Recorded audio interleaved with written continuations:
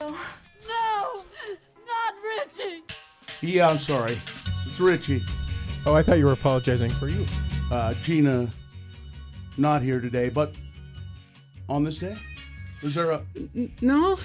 Well, I could see. Well- there's a Twitter account I follow that helps me get my on this days, I see. and that No, that helps you get your... on this day. Yeah. But that Twitter account was suspended for some reason. No. So I'm like desperate. And I remember having this conversation with my wife yesterday. She's in Los Angeles, Hollywood, visiting a friend.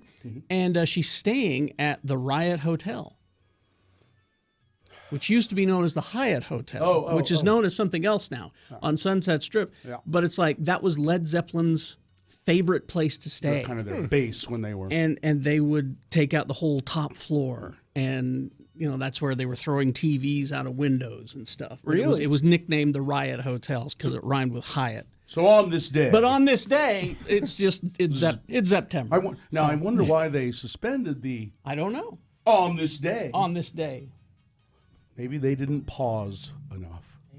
maybe Copyright material, probably. could be. I don't know. Anyway, Gina, not here today. And I speculated with Carrie. I think she's a little bit mad at us. But because nobody responded to her tweet. I didn't see the message I saw it. originally. No, I didn't see it I just originally. kind of read that she wasn't going to. I saw it. I said my daughter is sick and I'm going to stay home with my daughter today. And so, sorry, make fun of me if you want. Yeah, I didn't And I- see it until the second one, and I noticed that no one had responded, and she says something to the effect of, well, I'm assuming no one saw it because there was no, oh, that's too bad, or oh, I'm so sorry. I'm not sure what response was needed. Oh, that's too bad, or oh, I'm so sorry. I speculate she's a little mad. She feels like we are unfeeling, but I can honestly say I didn't see the message until the second one. I saw it and I'm unfeeling. Yes, Jones has pneumonia. Doctor wants her home tomorrow. I don't want her to be here alone. So there was that. Yeah. And then the second message came. She went at 9:15. She should have known I'm not going to reply. Well, to that. sure.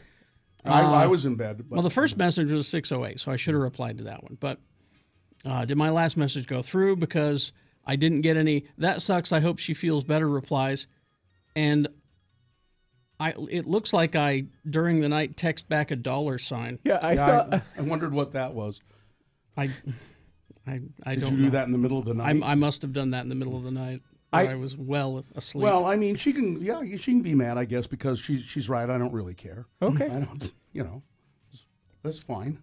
Okay. I just didn't want her to be mad. I don't care if she's mad. I didn't want myself to be lumped in with uncaring. I just didn't see the original message. Well, I know you will always distance yourself from, Uncaring? You'll always distance yourself in a way that will make you look as good as possible. Thank you. I know that's what you'll do. all right. Yeah, I mean. So there's that. So she's not here. No. And she'll miss the cookie butter Oreos. And she'll miss check-ins. People can call now 877-602-9696 and check in without Gina meddling with your check-in. Without her meddling with your check-in. okay. All right, so call us, 877-602-9696. Check in, tell us what you're doing. Be a part of the least popular feature we have ever done on the Radio from Hell show. Check-ins. We want to hear from you right now. A random check-inner will get cake tickets to see the band.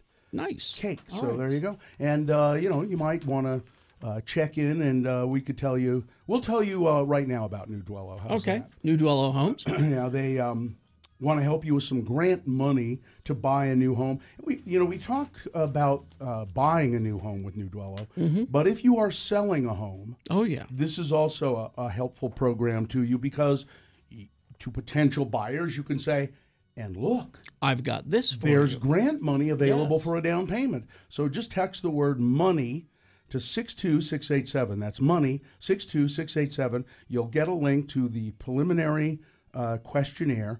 If you're able to honestly answer yes to 7 simple questions, you've met the preliminary qualifications, no obligation, no income restrictions in most counties. Now, I'm not sure exactly what that means. So I would say text the word money to 62687. And if it's not in your county, contact Lolly. She may have something else that she can, send your way. Absolutely. So money, 62687 for New Duello. 3 days of live music, including Foo Fighters, The Killers, Cold War Kids, live, LC.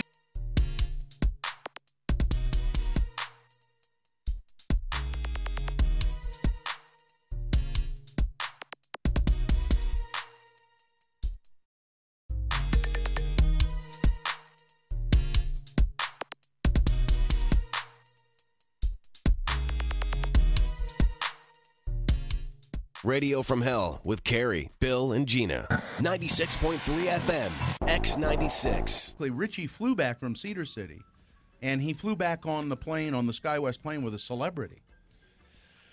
I sitting in the waiting, in the waiting room, the lobby, if you will, waiting to get on my plane. Hey, At the terminal? At the terminal. That's the word I was looking for. But, Cedar City has a brand new airport, so it's not really like a terminal. It's like a cabin, like a mini Cabela's looking airport thing. Okay. And terminal was the word I probably should have used there. Right. And I'm sitting there, and all of a sudden I see my old friend Mike Levitt, former governor and now. His old friend. Well, and here's why. Hey, Mike. Apparently now Bill told me I should have called him Mr. Secretary. But I said, hey, Mike. Hey, Richie. How's it going? So how do you know Mike Levitt? He's from Cedar City. He's a Cedar SUU grad, and I met him the first time my dad used to work for him. That's right. And then also, though, when I did a TV show down at Southern Utah University called SUU Live, and we had him come on and sing Happy Birthday to us. He thought he was going to be discussing hard-pointed issues, and it was kind of a mix between Saturday Night Live and a Late Show with David Letterman kind of format. And so we got him to come on and sing Happy Birthday to us and eat birthday cake. It was like the Late Show with David Letterman and what else? And Saturday Night Live. But kind of the non-funny versions exactly. of those. If you can remove all the humor from those. all of the intelligence and humor out of it. It was kind of like that. That's exactly what it was. So he sang Happy Birthday, and he's never let us forget that. So did you tell him what you were doing? Where you'd been? Did you chat with him at all? I did. I said, I've been working. I was down here for the radio station. He knew that I worked. He said, how's that going? I said, pretty well, working in Salt Lake. Work for X96. And he kind of went, he knew exactly what that was. I said, you're welcome to be on the program tomorrow morning if you'd like. I guess he was flying to D.C. later last night, too, so obviously he couldn't. But did he have really any idea what X96 was? I think he's been on the show before. Yeah, his face read like that he had a clue, an inkling, if you will. But just, I asked him. I said, this bird flu really a big deal? Are we really needing to worry about it? And he said, nah. Yeah, forget it. No, he says, it's kind of like a tropical storm. It could be something big or could be nothing. I said, okay, thanks. What a thoughtful man. He's such a thoughtful man. He was a nice guy. So you rode back to Salt Lake with Mike Levitt, eh? Yeah. All right. He snores, I think. It was either he or his Secret Service guy that was snoring in the front of the plane. There was only 10 of us, so we're like, come on. I'll bet it's him. You know why he's snoring, don't you? No idea. He has bird flu. That's one of the first symptoms. You snore. I'm surprised he was flying with the bird flu. Oh, no. It makes it easy to fly. Yeah, that's part of you get the bird flu. Part of it is you start to fly. 96.3 X96.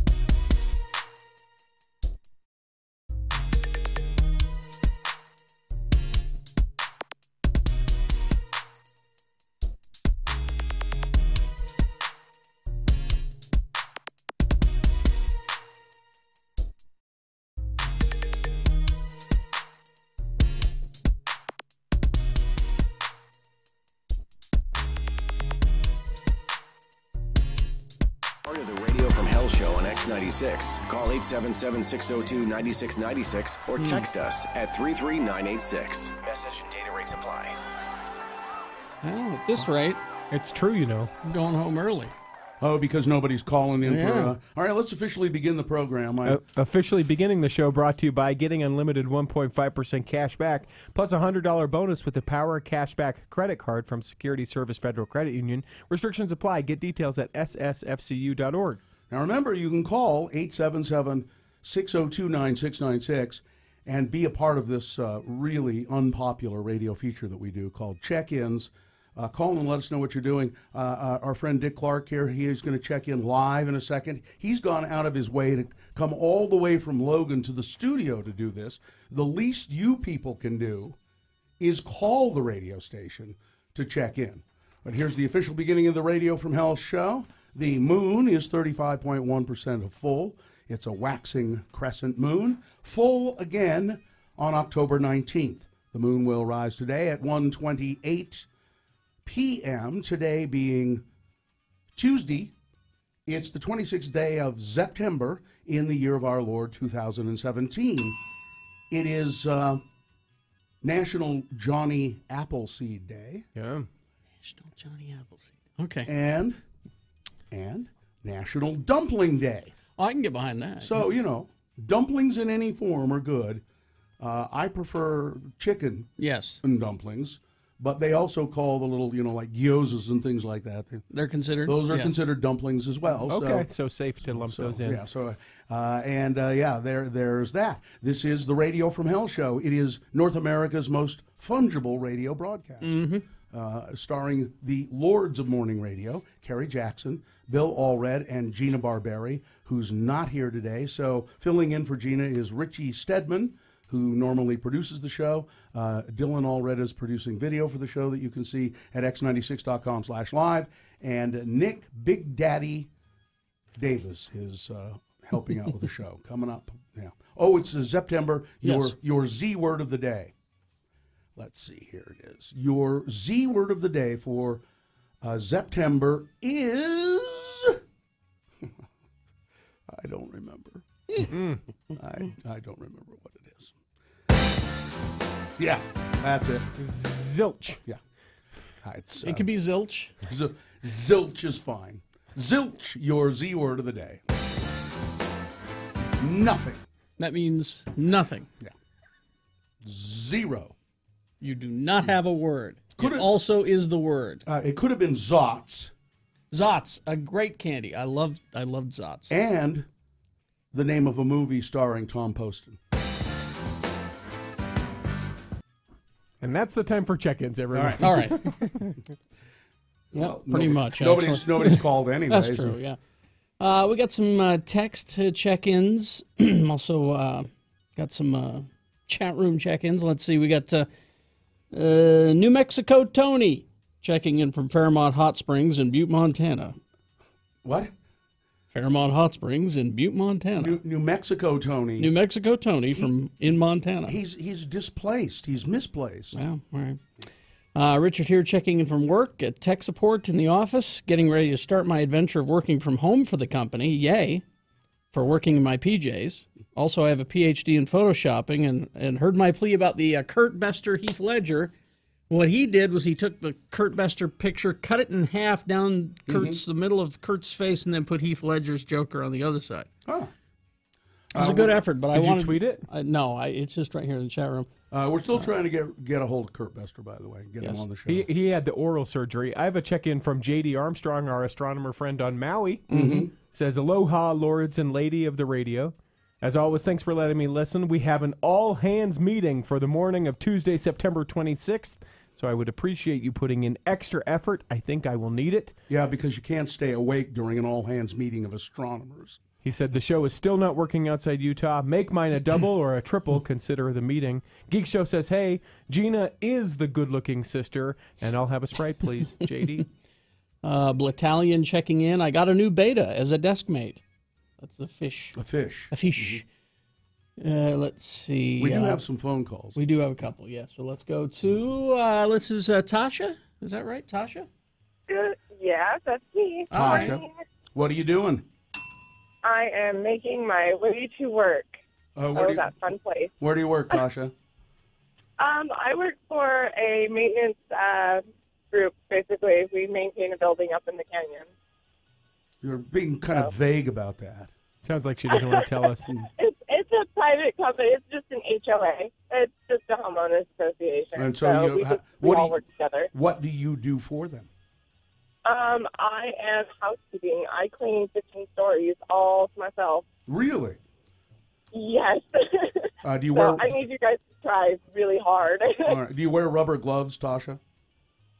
All day long. Yeah. All day long. You have no idea how hot that makes I was going to say, that makes Bill try hard. That's true.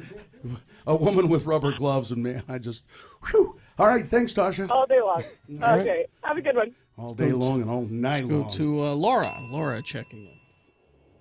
Good morning. Hi. Laura won the tickets to see Cake. Woohoo! Thank you so much. Yeah. What are you doing today, Laura? I am driving I'm in sales, and I'm driving to St. George to call on a customer today. What kind of things are you? So I do have what? What are you selling in St. George today? Food. I sell large cases of food. I'd like a large case of food. Can you give me a large? Sure. Yeah. Get me a large case of food, and if you could deliver that while wearing rubber gloves, I would be in heaven. Well, safety first and food safety, gloves would be a good idea. So, All right. okay, I'll do that when I pick up my cake ticket. All right. Thanks, Laura. All right.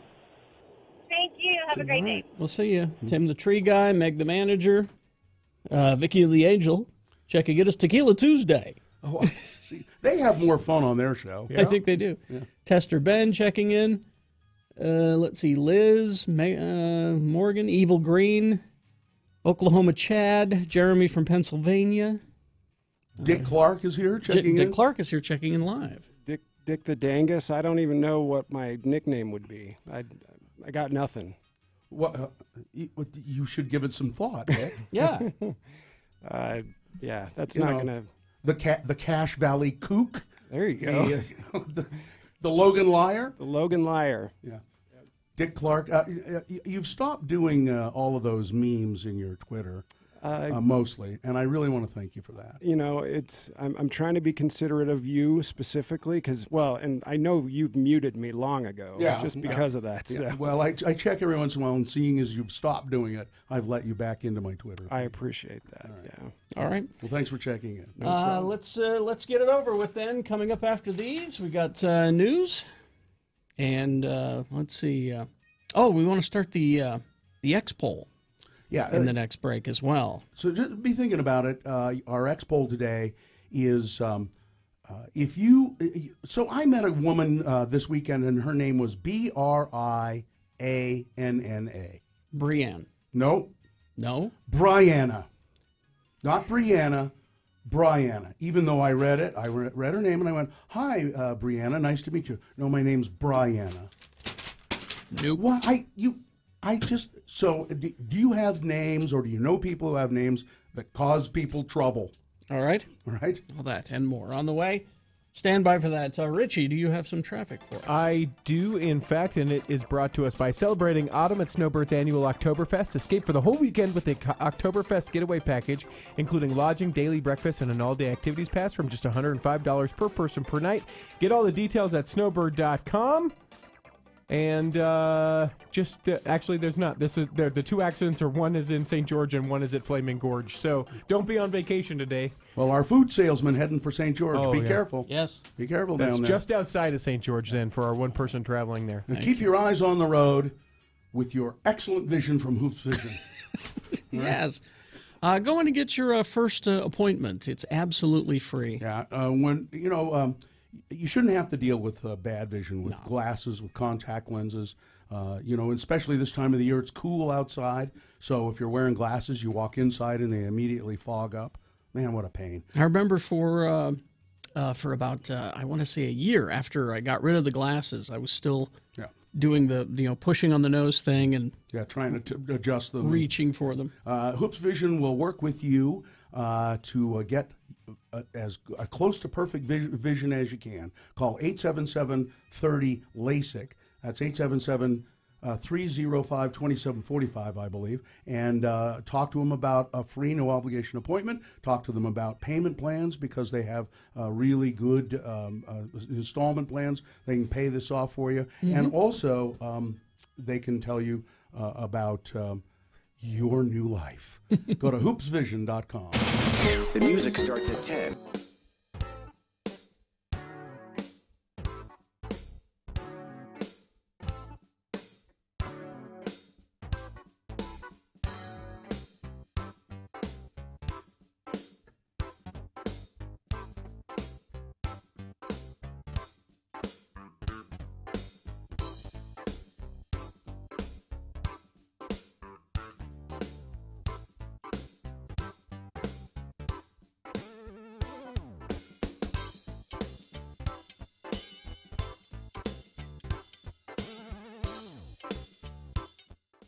So I've been thinking about something as I've been on this trek.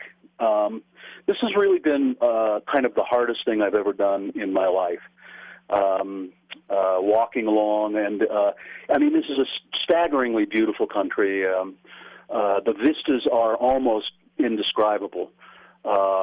You see, we had a very good view of Mount Everest, Sagarmatha, today, and it looks tiny down at the end of the Khumbu Valley. It looks very small because we're walking past mountains that we're very close to mountains that are huge, like Amada Blam, which Dean has summited. How high is Amada Blam? A little over 23,000 feet. That's, of course, Dean Cardinal. So we pass mountains like that, and they make Everest look small. 5.5 hours today on the trail, very difficult, and I've had a lot of time to think. And the other day, something just popped into my head when we were trekking around, and I thought, when we get to the monastery, I'm going to cut all my hair off. It's not a... I talked to my wife, and she said, why are you going to do that?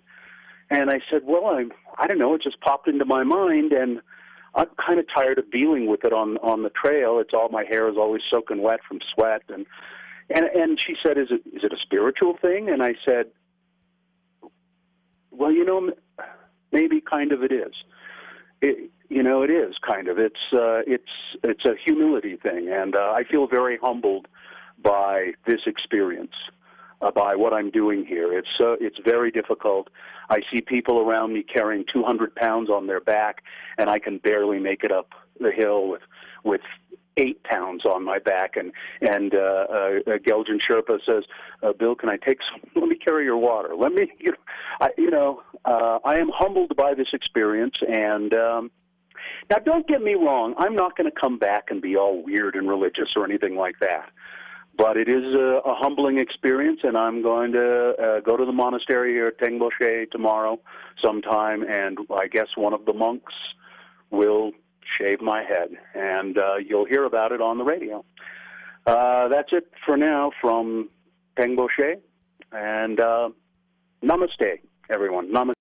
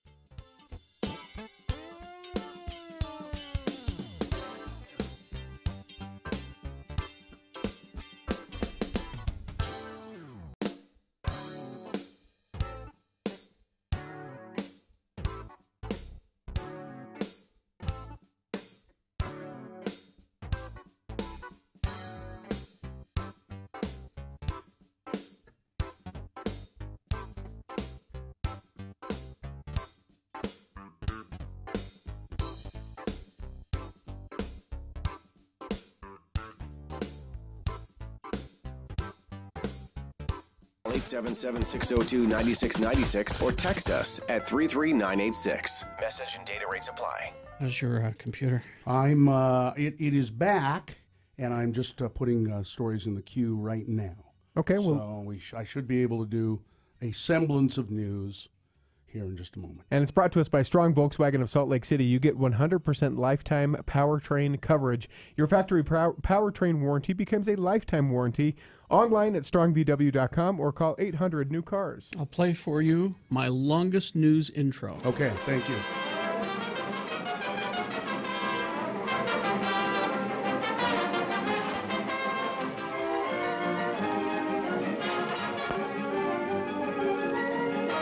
All right.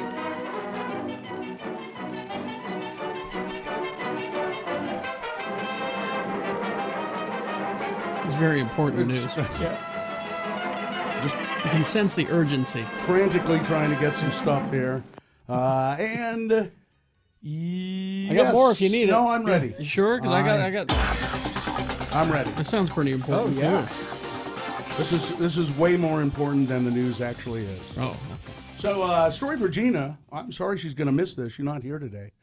But I like to begin the news with stories of gruesome crime because it's the one thing that seems to really pique her interest.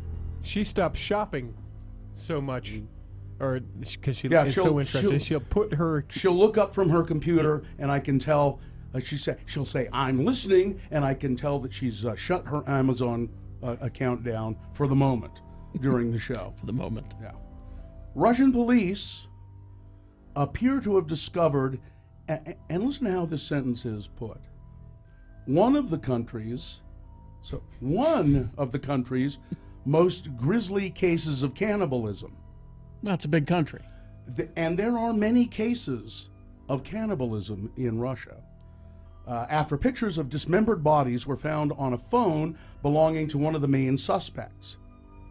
The gruesome case in the southern Krasnodar region has led to the arrest of a 35-year-old man and his wife, both of whom are alleged to have murdered as many as 30 people and eaten them. They are the Krasnodar couple of cannibals. Mm-hmm. Police have identified 7 victims officially so far. The crimes were uncovered when a cell phone, which included images of a man posing with a dismembered female victim, hey, look at this. Trophy. Yes, look. That was found on the street in Krasnodar earlier this month. The remains of the woman were found in a bag nearby the following day, according to the official news agency. Now, at first, the man denied having killed the woman, claiming, "No, I just found this dismembered torso. I found the bag of remains. I found it. That's all. I tripped over." Yeah, that's right. A source told state news agency that many of the details of the case were yet to be confirmed, but added that at the moment law enforcement had discovered a glass jar with a home-canned hand in it. Okay. Home canned. According to the owner of the cell phone that had been lost before, this is one of the hands with which he made a selfie. So he held it up and I did for my Instagram. That's right. It's a cannibal chat group I belong to.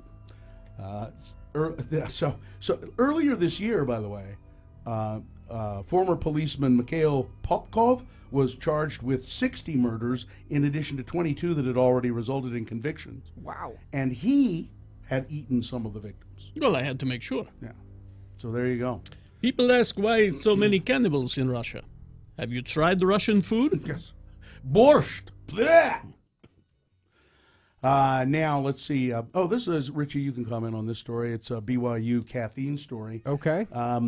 Since Brigham Young University now sells the real deal Coca-Cola. The hard stuff. Yeah. You'd think that change would be a downer for a young entrepreneur who built a business around delivering caffeinated sodas to students and some professors on the BYU campus. I would think it would put him out of business. It has not. What? Students on the Provo campus, at least so far, seem to crave the convenience as much as the caffeine. Yep. Last March, Wesley Moynihan, 27-year-old music major at BYU. Putting that music degree to work. Launched Caffeine. Well, he's majoring in. He hasn't graduated yet. Launched Caffeine Corner, a delivery service to bring caffeinated drinks to students and some staff members. It was an immediate hit. During a normal day, Moynihan said a few friends averaged 15 orders a day. That was in March. Then, and also in April, during finals week, the number jumped to 10 orders per hour. Jeez. Now, he said, since caffeinated soft drinks have now been allowed on campus, he has seen no drop in business. Interesting. The speculation is that it's convenience. Sure. I don't think that's the case. I think the reason that his business is still high is because he delivers these things secretly, anonymously. Yes, in brown paper bags. So there are plenty of people who will go into the BYU dining areas and stuff and say, "No, I absolutely will do not drink those caffeinated beverages," and they get deliveries at their dorm room and their classroom. I think you got something there. That's what I think's going on. Mm-hmm. Maybe some of that. Yeah, Maybe. Richie, you're kind of nodding, Richie. Going, I mean, yeah. Sure, it could be. I don't know though if he just delivers the can or if he's delivering it like in a cup. It's in a brown paper bag. Brown paper bag. Really? Yeah. Oh, yes. I thought you were making a joke. No. He delivers Well, then, everything yes, in absolutely. an unmarked brown paper bag. Yeah. Mm-hmm. So he still has business for people who want to hide it. Yeah. Senator Susan Collins of Maine. She could have saved Orrin Hatch a lot of trouble, or she may. So see, Orrin Hatch. Yes. We're going to have a hearing on this health care bill, the Graham Cassidy health care bill. I'm going to have a hearing on it. That's a great picture of Orrin. There's Orrin. Well, he was pissed. Yep. Yes. Orrin got pissed because those wheelchair upstarts were ruining his hearing. I don't know what a wheelchair upstart is. It was a bunch of people in wheelchairs protesting the Graham Cassidy bill. And they had to stop the hearing, and they were all escorted out. Listen, if you want a hearing, you better shut up, he said. That's what he said.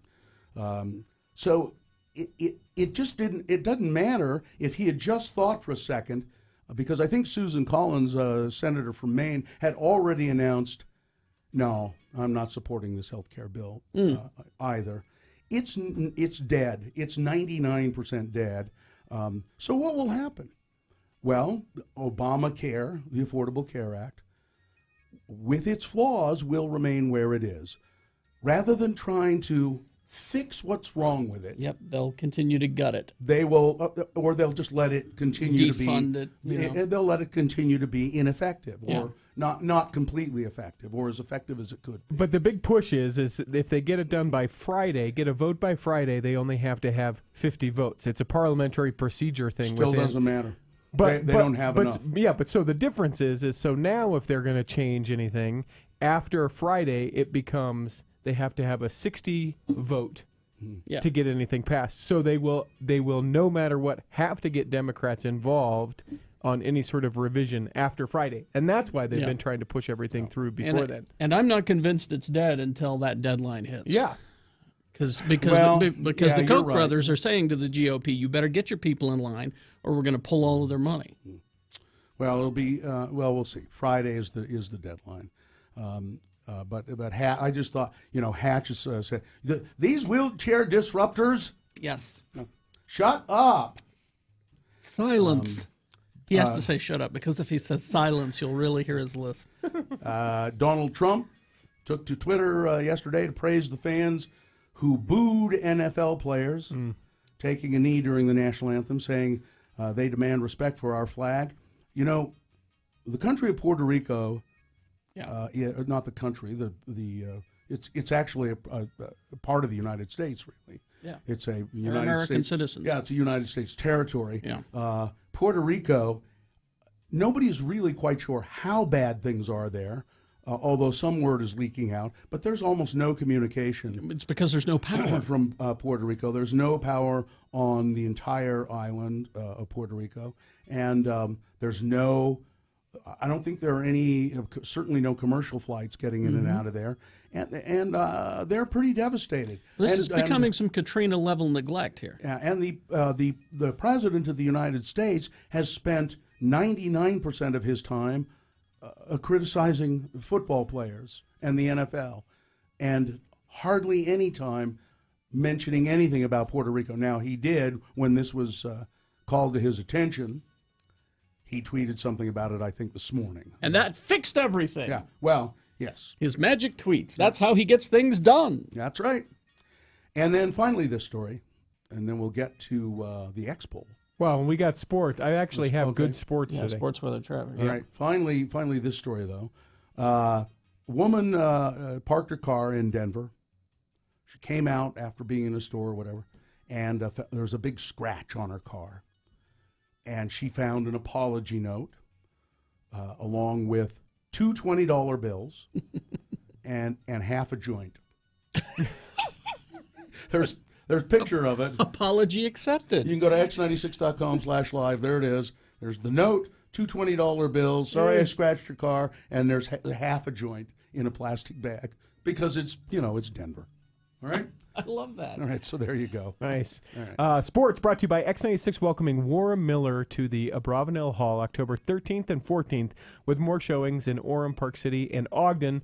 More info at warrenmiller.com. Do you guys know who Alejandro Villanueva is? I've heard the name. He's a Pittsburgh Steelers offensive lineman who was the only one who stayed in the tunnel, right? Yeah. He is now the highest selling gear, jersey, hat, number, card, all the things. He beat out Tom Brady. He beat out all the other guys in the last 24 hours. People have bought his gear just like crazy. Other sports, Aaron Judge. He plays for the New York Yankees. He is a rookie, and he is the new record holder for the most home runs by a rookie. Hit his 50th home run in his rookie year yesterday against Kansas City. Didn't he hit two in that game? I think he hit number 49 and number 50. Yep, against Kansas City. And then this from this just more firepower for hating the New England Patriots. They ran out of water bottles at the game this last Sunday, and so they decided to charge everybody there in the stadium $4.50 for tap water, so that you could. So that you could stay hydrated. It got into the high 80s during the game. They've apologized. They've apologized now. The team apologized because it was probably the vendor who did it. Yeah, right. But it wasn't the team. But still, they charged $4.50 for tap water, and one guy complained because he, with his family, had to spend $45 on the very water that Tom Brady has said, "Don't drink this water. It's terrible." That's sports. Weather brought to you by, want something hearty and delicious for lunch or dinner? Head to Moochie's. Go to Moochie's, Bill, downtown or Midvale, and now they're open in Lehigh. You can check out Moochie's Facebook page for details. Moochie's, that's fresh, handmade food. And the high today of about 61 degrees. It's going to continue to get warmer throughout the week, but there may be some precipitation tomorrow. And then traffic. The only crash is southbound I-15 up in Harrisville. That is causing between 5 and 10 minutes delay. Oh, a new one too. Southbound I-15 in Kaysville. There's an accident there at milepost 327 causing between 5 and 10 minutes delay. That's traffic. All right. Thank you very much. Is the X-Poll sponsored? Nope. All right. Here it is. The number to call is 877-602-9696. The X-Poll is simply, do you have a name or do you know people who have names that kind of cause trouble? They cause problems for people. They could be unusual names, or in the case of the one that I made me think about this, I met a really nice young woman on Saturday, and I read her name. I said, "Are you Brianna? Brianna. Are you Brianna?" She said, "Well, yes, but it's Brianna." Oh. And I said, "What? That doesn't make sense. Why don't you?" She said, "I know." I said, do you always correct people?" Well, not always. But it's just... I mean, after a while, I mean, I know it was your parents' intention to be Brianna, but after a while, wouldn't you just go, I'm Brianna. Okay, I'm Brianna. Wouldn't you... Why? You know, or change the spelling. Yeah. B-R-Y. Make it B-R-Y. You're more likely to say. A-N-N-A. Right. Yes. Brianna.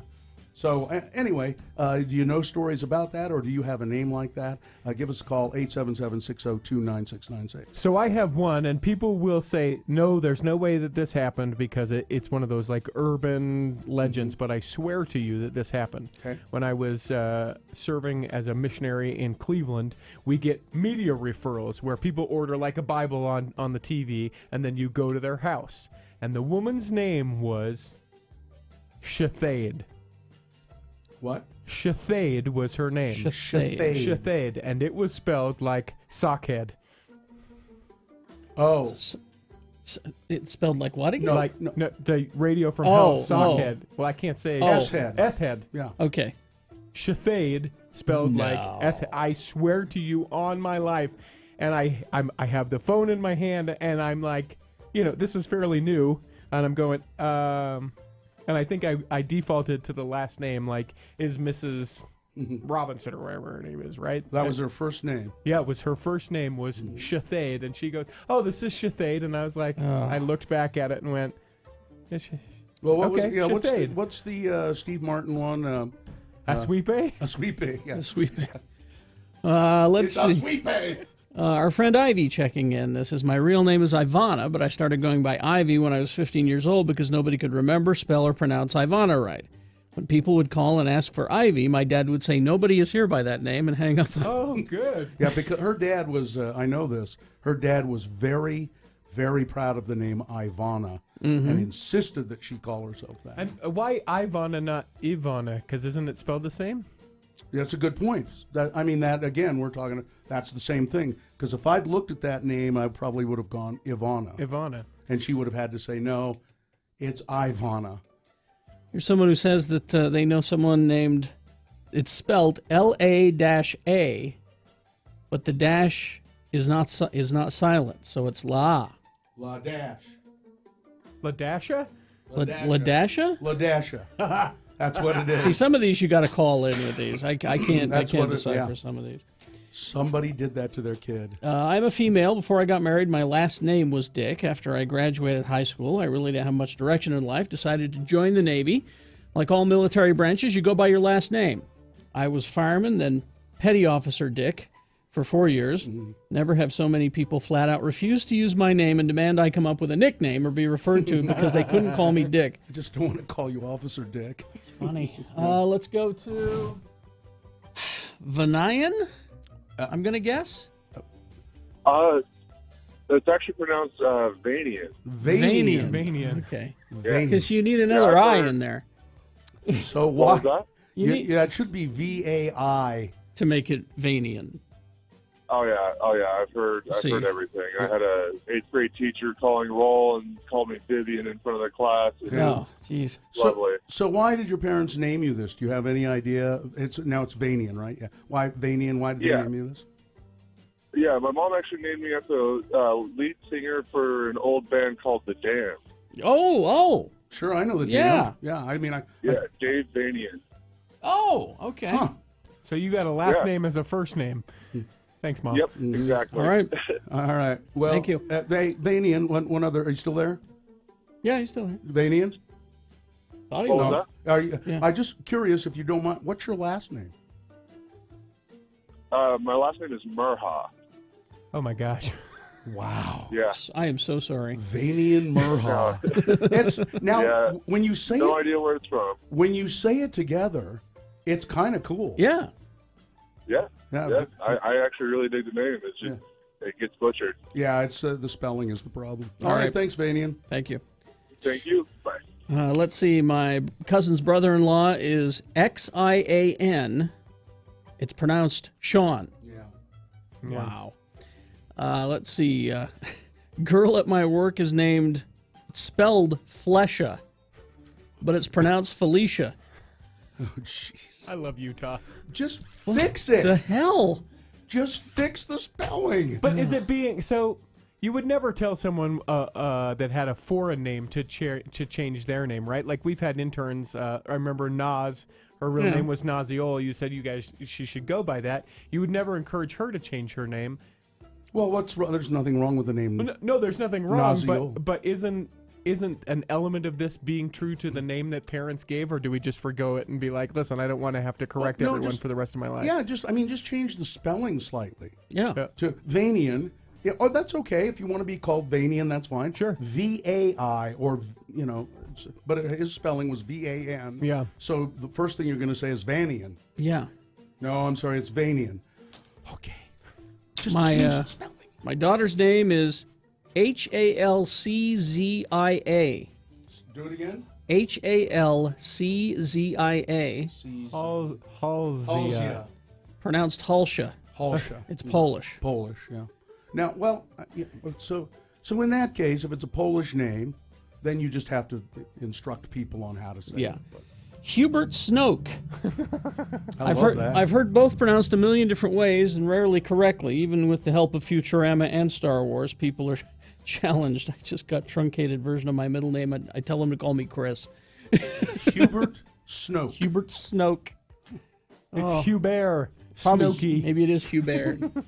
Hubert Snoke. I worked in the movie Welcome to the Rubber Room with Guy. No, my name is Guy. Guy. Yeah. It's Guy. It's French. Oh, come on.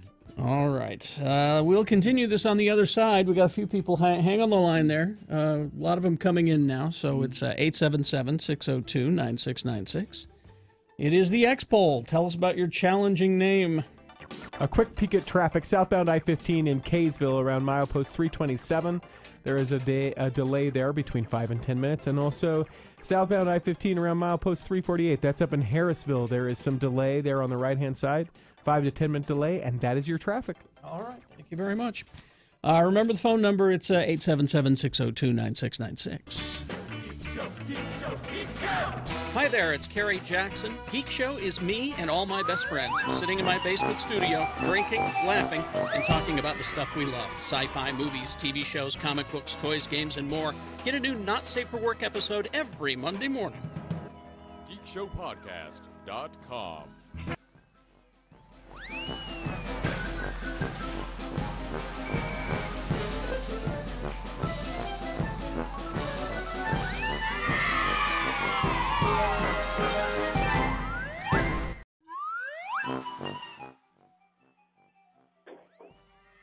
So, I realize I haven't talked a lot about food on the trail, and I'll try to send you some pictures. I've actually taken some pictures of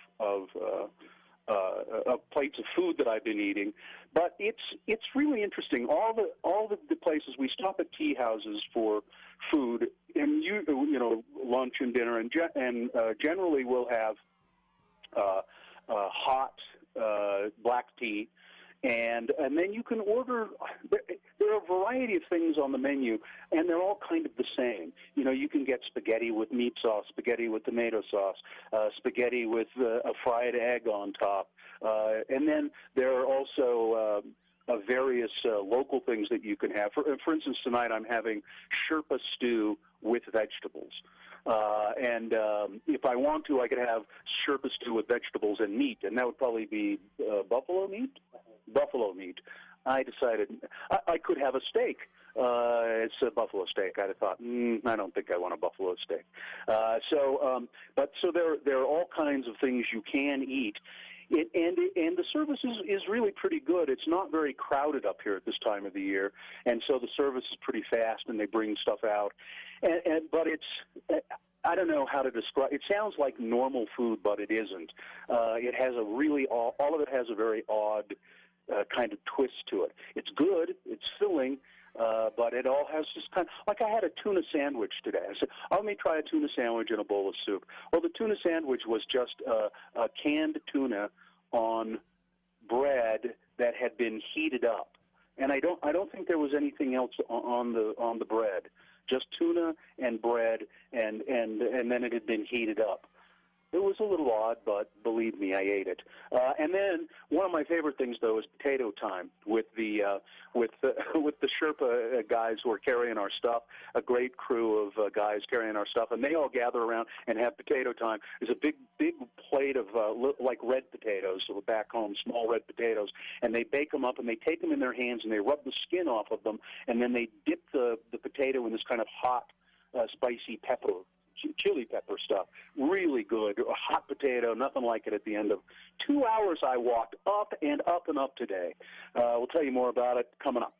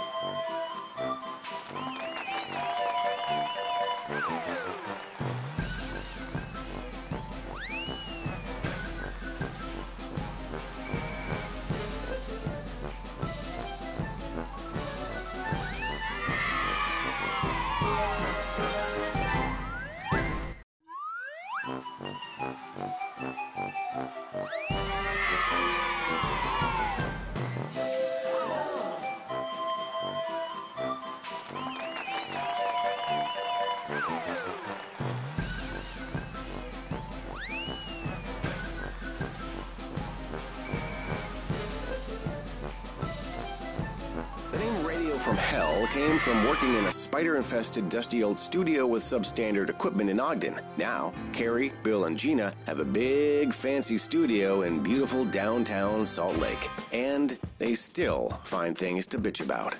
X96. All right. I believe this half of the X-Poll is sponsored. Brought to you by Selling Your Home. Have you done everything possible to gain every dollar from that sale? Text the word money to the number 62687 and learn about the new Dwello Gift of Equity program. So simple. 877-602-9696 is the number. You can also text in a response, although we do like to hear you on the phone. The text is 33986. But simply, do you have a name or do you know someone with a name that causes people problems? It's you read it one way and it's pronounced an entirely different way. Here's an example. My daughter has a girl in her class whose name is spelled Kjerstn. Pronounced Kirsten. Kirsten. I thought, oh no. No. It's pronounced Shearston. KJ making a Kjer, making a sh. That's got to be foreign. Okay. All right. Let's see. There was a baby born recently at a hospital named Shady Nasty. I don't know if that. No. My name is spelled Graham, Graeme, pronounced Graham. I constantly have people say Grammy. Really? Well, that's people are just dumb. Yeah, I think so.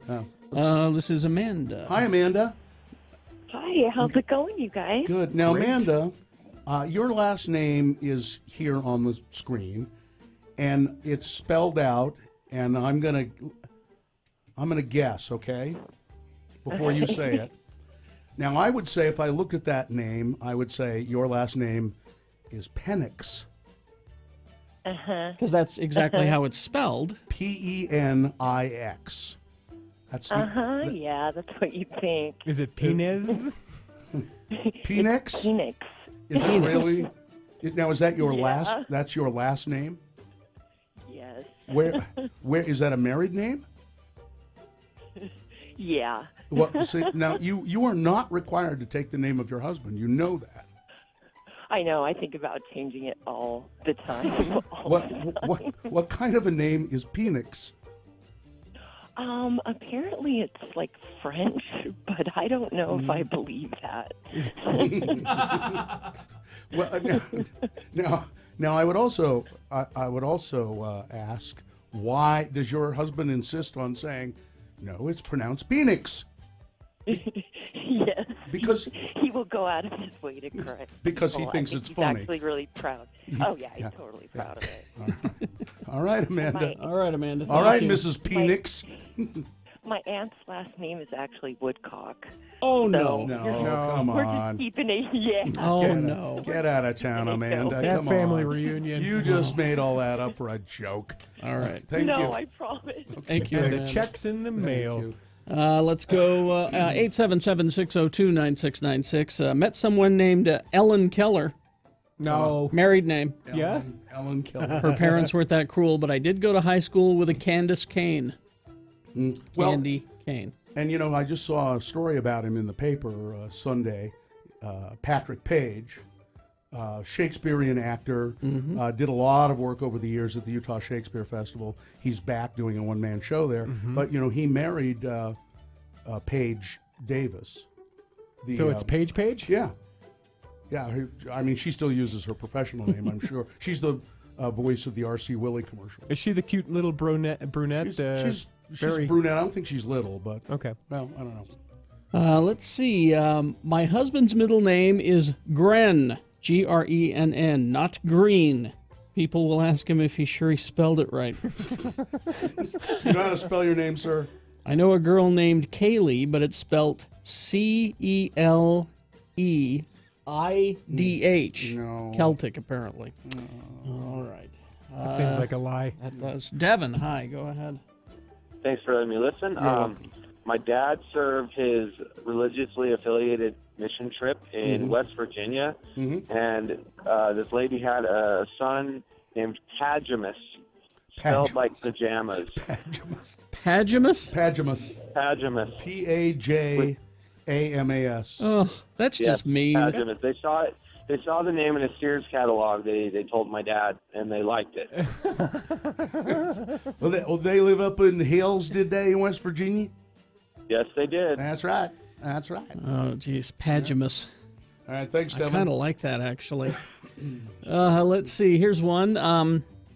Instead of the normal Taylor spelling, someone named their kid Taeyhlore. Yeah. I've never seen such a bad effort to be Taylor. unique. Yeah. Taylor. Okay, let's. And Utah does this. We just add letters where you don't need it, and I don't feel like that's anywhere else. I haven't ever met the weird spelling extra letter people from anywhere else. Oh yes, you have. I don't know. Come on, when you were serving in your mission in Cleveland. Come on. Ex-wife's name is pronounced Roxanne, but it's spelled Roquesa, capital A-N-N. Roxanne. Roxanne. Let's go to... Is it Tamara or Tamara? Tamara or Tamara, yeah. It's Tamara. Tamara. My wife's sister's name is Tamara. Oh, so Yeah. this isn't unusual for you then? No, I'm quite familiar with, because when I look at it, I would say Tamara. Let me put a twist on it. Yeah. My spelling is T-A' capital M-E-R-A. M-E. So really? Well, now, see, that sort of, I would assume your parents did that so that everybody knew it was pronounced pronounce it. Tamara. But I get it wrong almost every time. I think this is the first time in a while I've heard it right. People, when they see it spelled that way, they get it wrong. Yeah. What do and they then say? They call me Tamara or Tamara. And then the government sent me a letter about 5 years ago, and they said I couldn't have the apostrophe because it's a terroristic character. And so I had to go in and legally change my name on my Social Security card and my driver's license and my marriage certificate because, they listed me as a terrorist until I got rid of my apostrophe. Yeah. Yeah, apostrophe names, those are definitely people who want to do America harm. All right, thanks, Tamara. Mm-hmm. Yep. All right. Let's see. A lady at the hospital I work for had twins, and so before she named her twins, we put twin A and twin B next to the appropriate child so that when she wanted to name them, we knew which one was which. When we asked her what she wanted to name them, she said, "What do you mean? You already named them." We looked puzzled, and she told us the names are Twinna and Twinba. I don't know if I believe that. Now, maybe the mother was just having the nurses along. But that's still pretty funny. Twinna and Twinba. Went to a graduation, saw the name ABCDE, pronounced Absidy. That's awesome. I don't know. Now, see, part of these I think become the urban legends, right? Yeah. Like the Limangelo and the Orangelo. I think some of those names are true. The I'm a hog, and names like that. And so now, in my high school, there was a kid whose last name was DeStefano. But every teacher, and it was weird because I had several classes with him, and first day of school, every teacher, this is Nebo School District for you, could not get that name. And looking at the way it's spelled, it's DeStefano. It's pretty clear. Let's see, Craig DeStefano? And this kid, he had a bit of a temper anyway. Oh, no. He was picked on because he was short. And I know the feeling. From the back of the room, you'd hear him, DeStefano! Just furious. Like, I can't believe you. You idiot.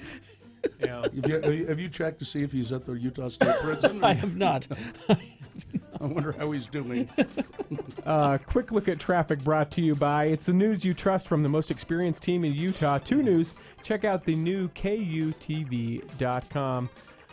Quick look. Crash northbound I-15 at the I-15, I-215 junction. That is a new accident, so it won't be cleared for a while, and it's causing between 5 and 10 minutes delay. Expect it to increase as the morning commute goes on. Also, southbound I-15 in Kaysville, milepost 327. That is your quick look at traffic. And here are your boner candidates for round 1 coming up. Number 1, what cheer are they leading here? Number 2, want to see something gross? And number 3, let's try it again, all together now. All right, we got round 1 of your boner voting coming up after these, along with Big Boy News and Opinioendo. X96 is your home for non-stop music. We give you a 1-hour non-stop music wingding 3 times a day.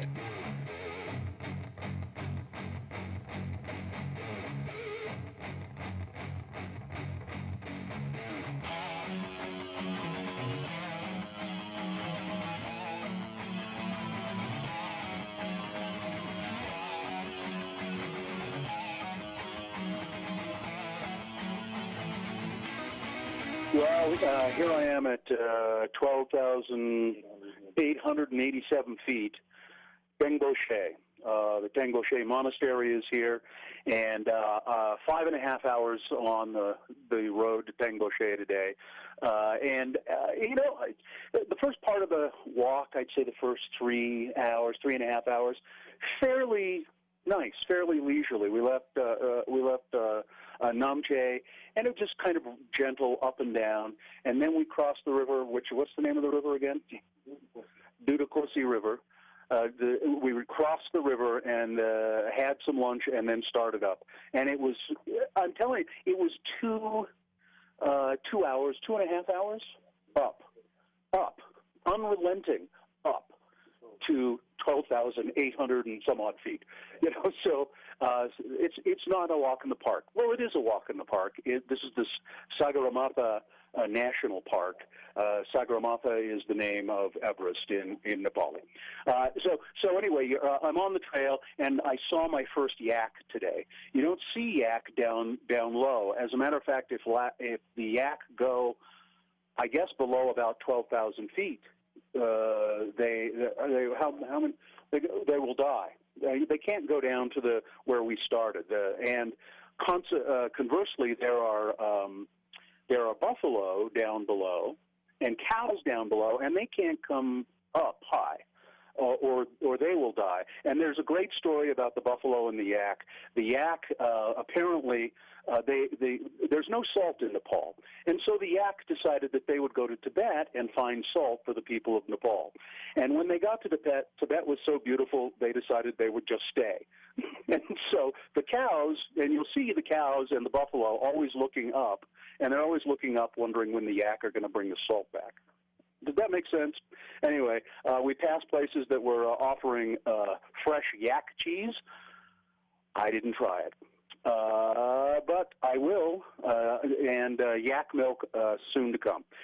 Coming up in just a minute, I'm going to talk more about the trek up here and about the rhododendron forest. We'll talk about that coming up.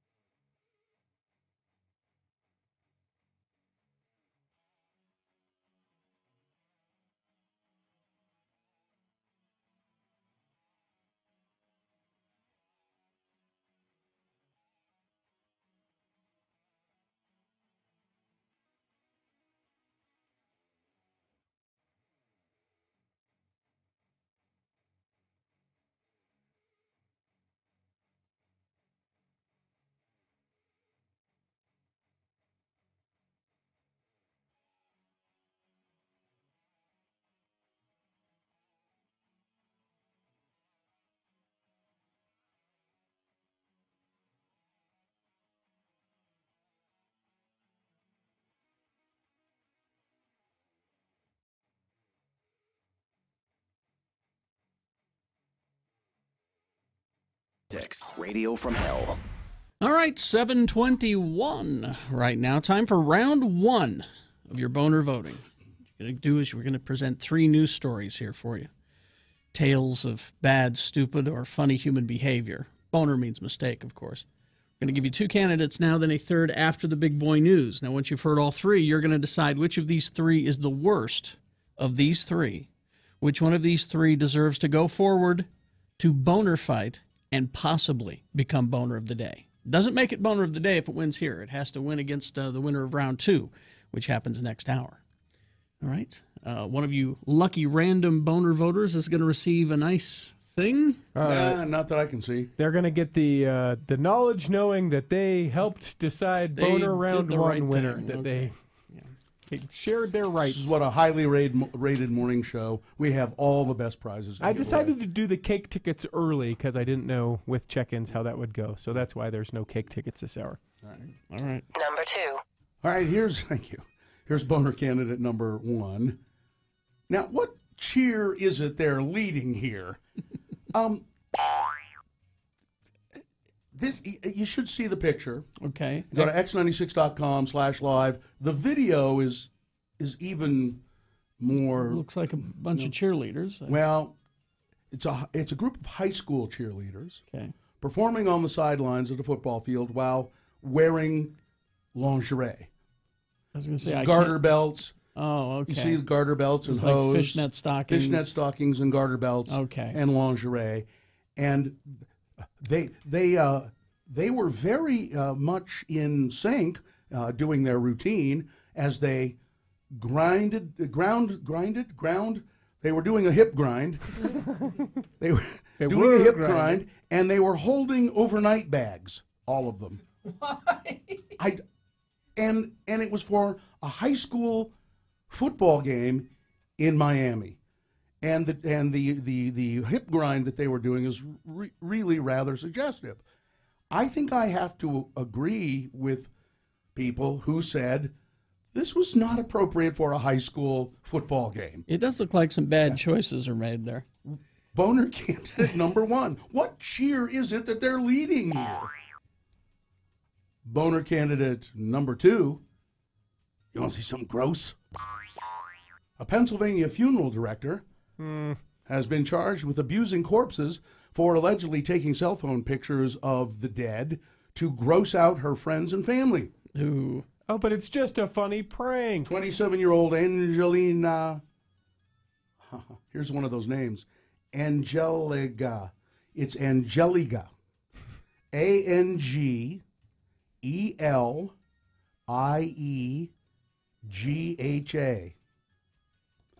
Angelica. And I'll bet that the G's probably pronounced as something else, you know? Anyway, Ms. Stewart, yes, who faces a marijuana charge in addition to her desecration of a corpse charge, they found conversations about details when they searched her phone last month amid their investigation of the photos. Authorities say that, now again, this woman is a funeral director.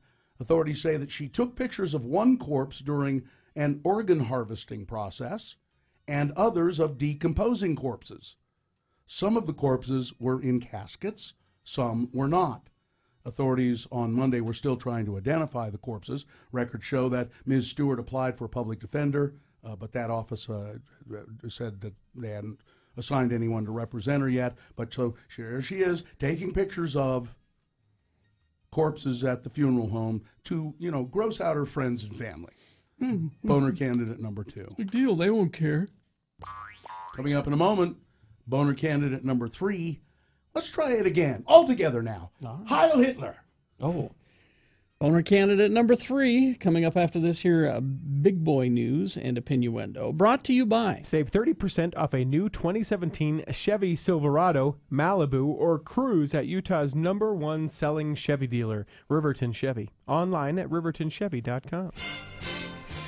Well, Gina's not here, but I'll do this story for her.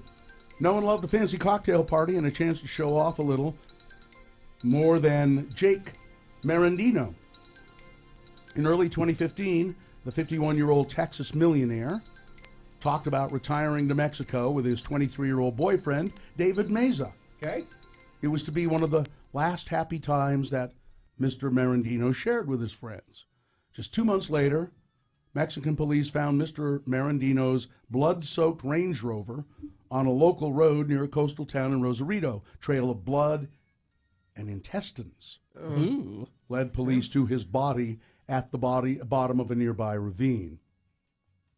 The gruesome killing shocked both his family in Texas and his friends. He had been stabbed more than 20 times. His throat had been slit. We thought maybe it was over money. Maybe somebody tried to rob him, his cousin Bud Marendino said. The truth was more twisted. 8 months after the killing, authorities have arrested their prime suspect, Mr. Meza, an online escort and former porn actor who was hiding another life.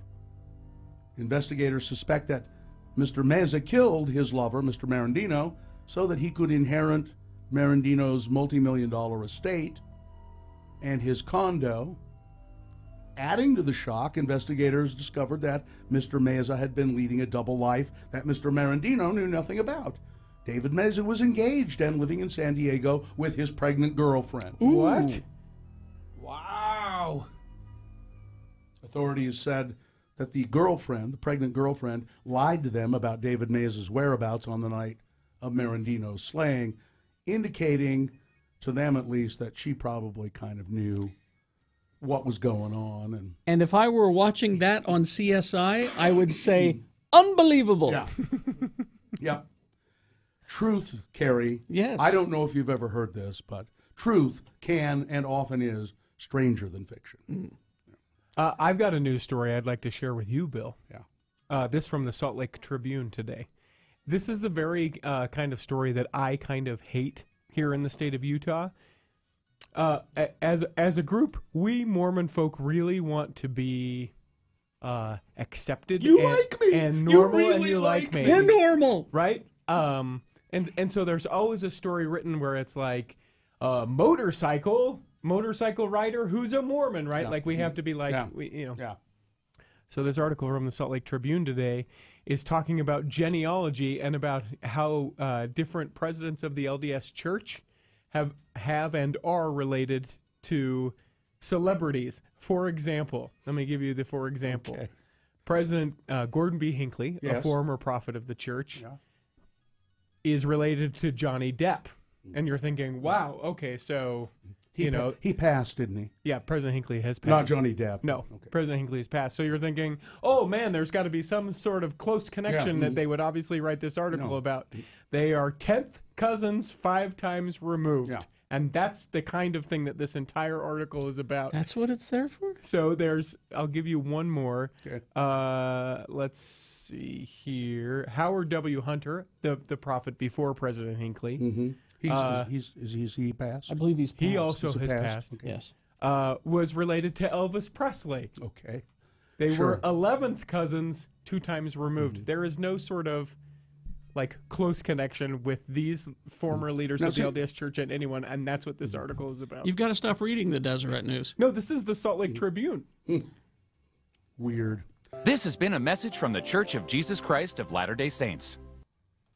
It's like, now see, really, so Jerry Lee Lewis, rock and roller, directly related to, what's his name?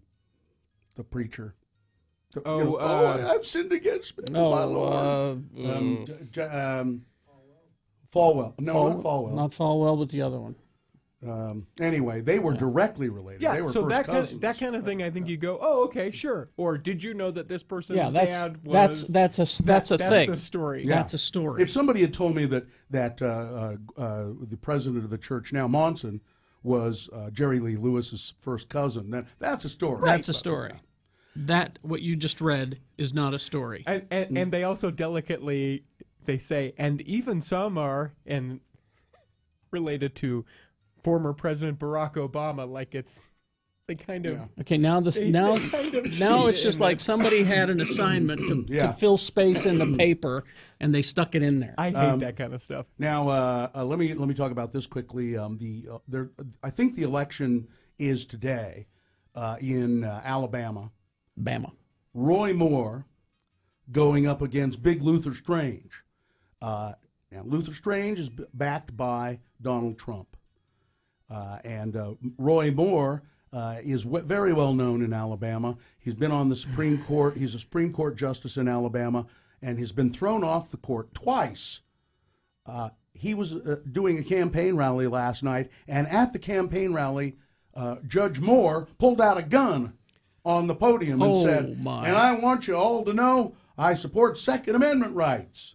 And if you want to hear something scary, listen to the audio of it when you can hear that he takes the gun out and it becomes a woo-woo, whoop-whoop. People go crazy. Yeah, they're insane. No, he's, you'd think Trump's candidate is the right-wing one. No. Yeah. So they're running against each other to fill Jeff Beauregard Sessions' seat, which has been vacant since he was appointed Attorney General.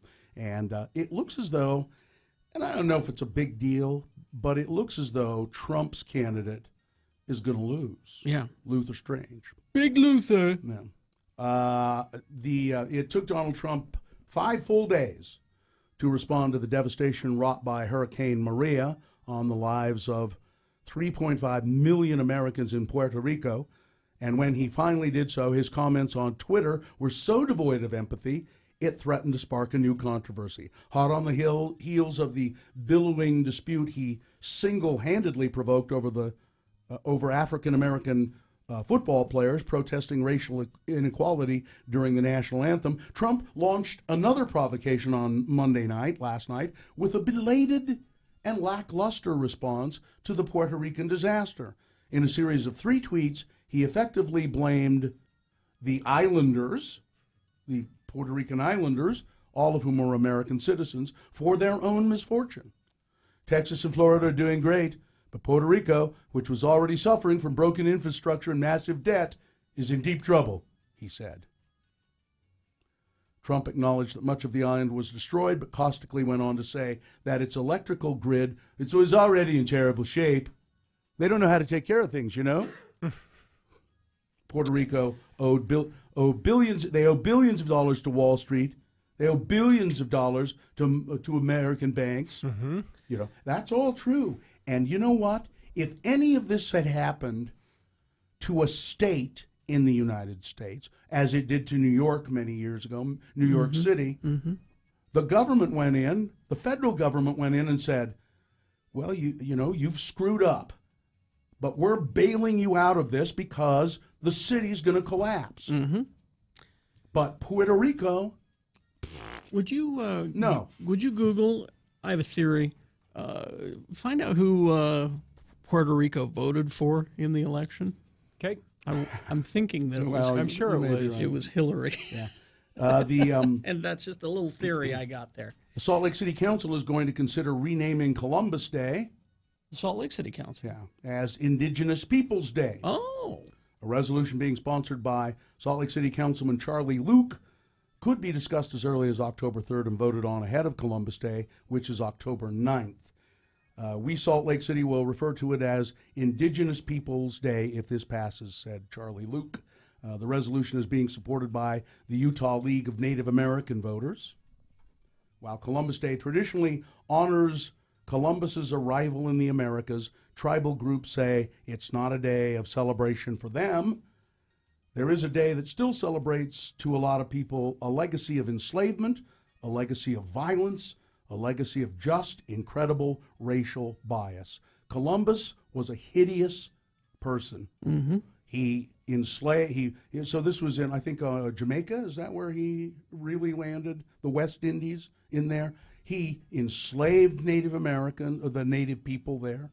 He cut off the noses of hundreds of them because they wouldn't tell him where all the gold was.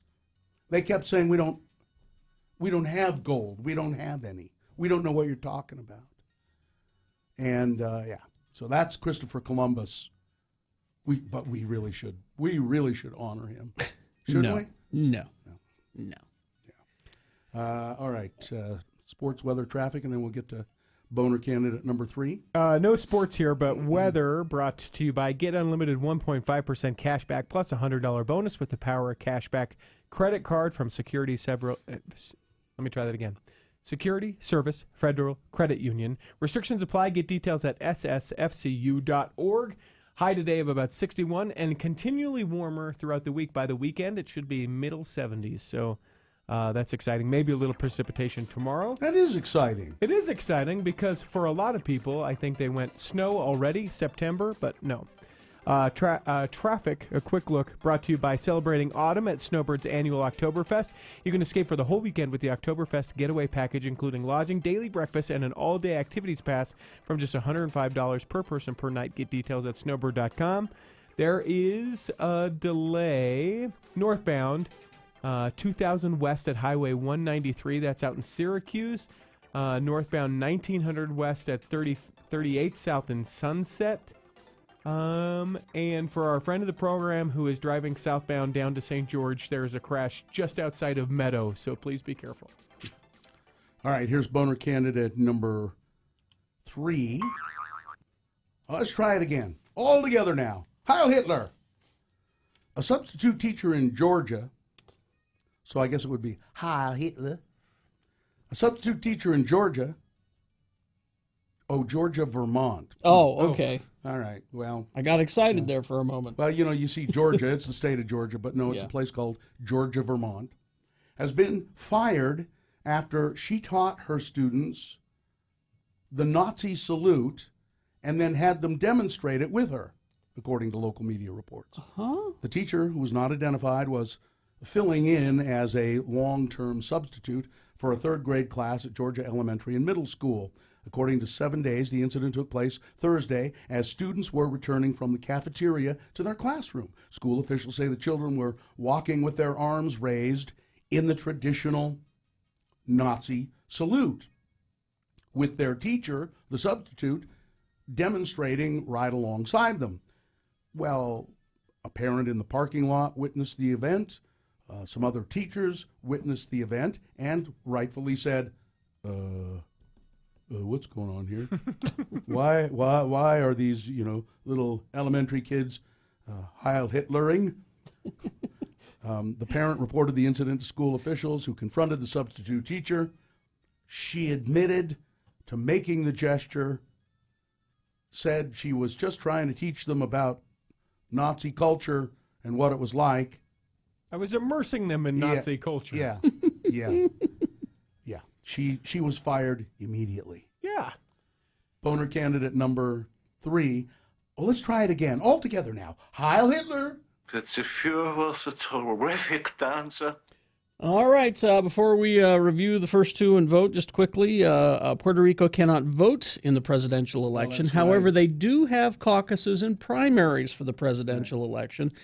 And yes, they went with Hillary. Yeah. That's why I couldn't find anything. I kept searching. They can't ultimately vote, but they can make their preference known. They do. Yeah. All right. Let's review the first two and vote. Boner candidate number 1 was, now what cheer is it that they're leading here?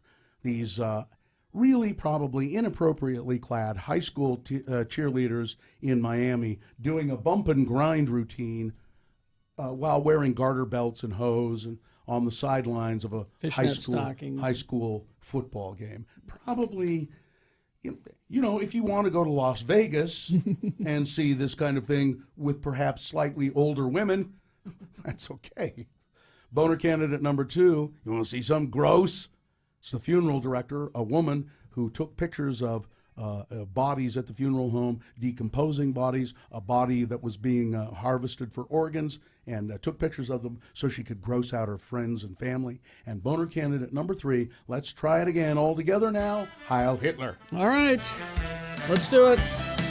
This is round 1 of the boner voting. You need to decide which of these 3 candidates is the worst and therefore the most qualified to go forward to boner fight and possibly become boner of the day. All right, so 1, 2, or 3, candidate number, remember it, and put it in the message of a text. Text it to 33986. You can also call 877-602-9696. Call, and I think Nick's taking votes today, it looks like. Yep. And go to x96.com, vote there, look for the box that says September 26, round 1. All right, you can vote that way. You've got 300 seconds to get your vote in. Let's go. It's round 1 boner voting.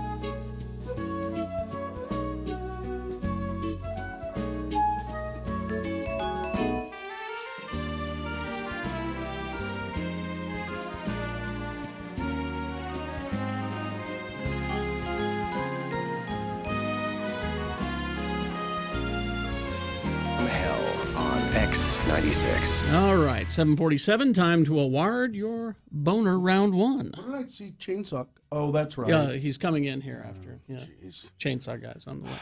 All right. Yes, and this morning's boner round one brought to you in part by. In totality by. Oh, okay. Brought to you in totality by a beef and green bean stir fry. Right. Very tasty. So we had boner candidate number one. What cheer are they leading here? Lingerie-clad Miami high school cheerleaders causing controversy by dressing in stockings, garter belts, suspenders as they performed a hip gyrating routine. Boner candidate number two. You want to see something gross? Funeral director taking corpse pictures to gross out her friends. And boner candidate number three. Let's try it again. All together now. Heil Hitler. Und now we say Heil Hitler. That's I'm your substitute teacher. My name is Mrs. Schmidt. Schmidt. I didn't give her name, but it's pronounced Schmidt, Bill. Probably. Let's see. No prize, and the winner, boner candidate number three. Und now we say Heil Hitler. All together now. That is the winner of round one. That candidate will now go forward to Boner Fight and possibly become Boner of the Day. It'll go up against the winner of round two. That happens starting at 8:20. Boner Fight at 9:25. Okay, so just a couple of things. Sister Dottie is going to be in here in a few minutes, and she wants to take phone calls today. And also... About what? Anything? About anything. About anything. 877-602-9696. But first, we got to get Chainsaw Guy in here because all this weekend, all next week, we are giving away the chance for you to win a chainsaw. I'll go get him. Okay. It's a legitimate chainsaw. I need to know the brand. Well, Chainsaw Guy wants to know the brand. I think that it's Husqvarna, but I'm not sure. He's a brandist. And the qualifying prize in that whole thing is Fear Factory tickets. It's easily the most terrifying haunted attraction in Utah with over 200 years of gruesome history right here in the heart of Salt Lake City's industrial district. It's open now Fridays and Saturdays at 666 West, 800 South. And you can get information about the free zombie bus and purchase your tickets in advance at fearfactoryslc.com. So all you have to do is be able to decipher what it is that Chainsaw Guy says, and you get qualified and you win tickets to Fear Factory. It's the phrase that slays. You see what I did there, Chainsaw Guy? Yeah, listen, I don't know why it seems so hard. I'm not speaking a foreign language. Well, it's the mask. What? You can understand me right now, can't you? Well, it's just because I know you. I've grown accustomed to it. Other people don't understand you as well. For those who don't know Chainsaw Guy, he's the guy in the haunted house who, wearing the hockey mask, chases you out at the end. Yeah. Threatening you with a chainsaw. Yeah. Sometimes it's more than a threat, buddy. I'll tell you that. Yes. So 877-602-9696. It's the phrase that slays. Now, do we get to hear the phrase first, or do we hear it for the first time with the phone caller? Well, if they're listening, they're going to hear us say it. So I don't know what the point of the contest is if we do that. That's right. So this is Doug. Hey, Doug, how you doing? Good morning. I'm good. How are you? I'm pretty good. I'm a little sweating underneath. It's getting kind of sweaty under my mask. Well, the moisture builds up. Yeah, it's good. It smells funny too. Well, you can take it off and clean it now and then. Well, I do. Once a week. In the privacy of your home. Once a week without fail. All right. The days that the haunted house is closed. Okay. Yeah. So you're going to say a phrase to Doug, and he has to tell you what it is. Are you ready, Chainsaw Guy? Yeah, I'm ready. Okay, go ahead and fire her up. All right, Doug, here's the bag. Eat the reservoir. You want to try again?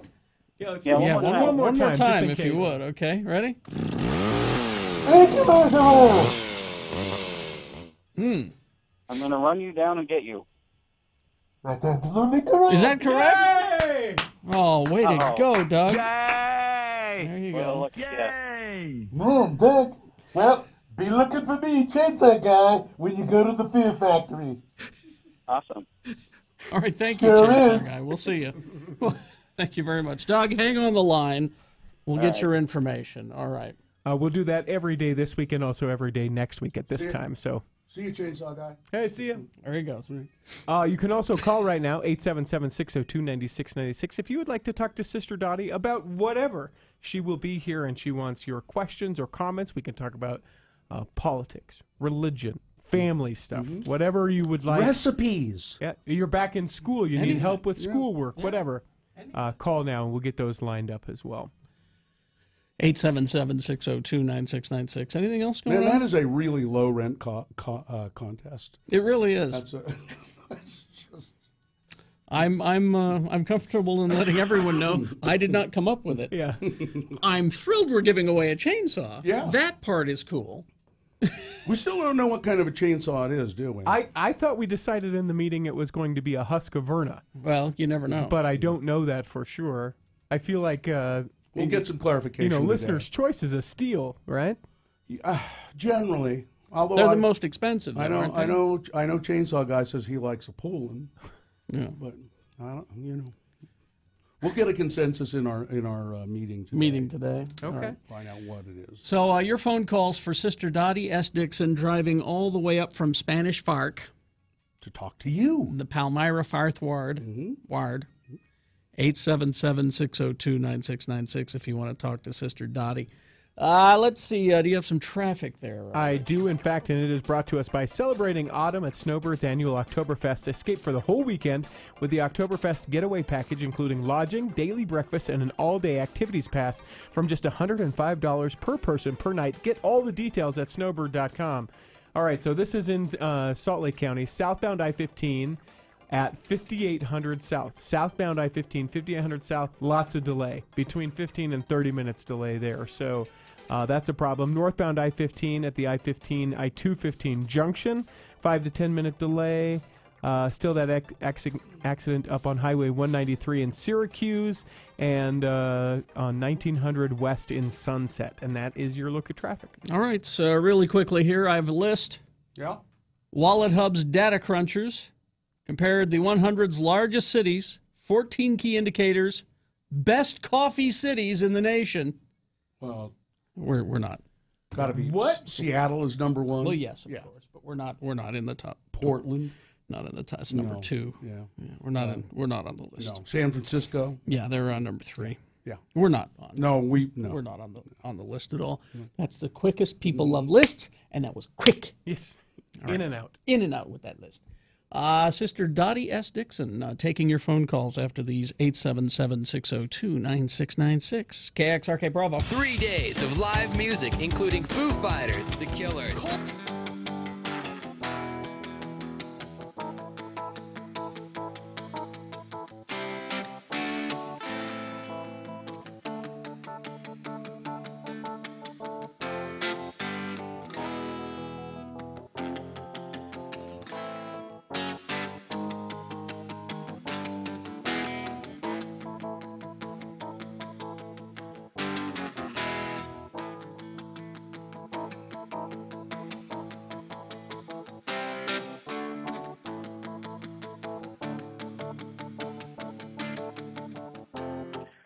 We're broadcasting here from Namche Bazaar in Nepal. We're sitting in my room at the Zomling Guest House and Panoramic View restaurant. I met the owner a few minutes ago and did a little interview with him. Maybe you'll hear some of that coming up on the show at some point.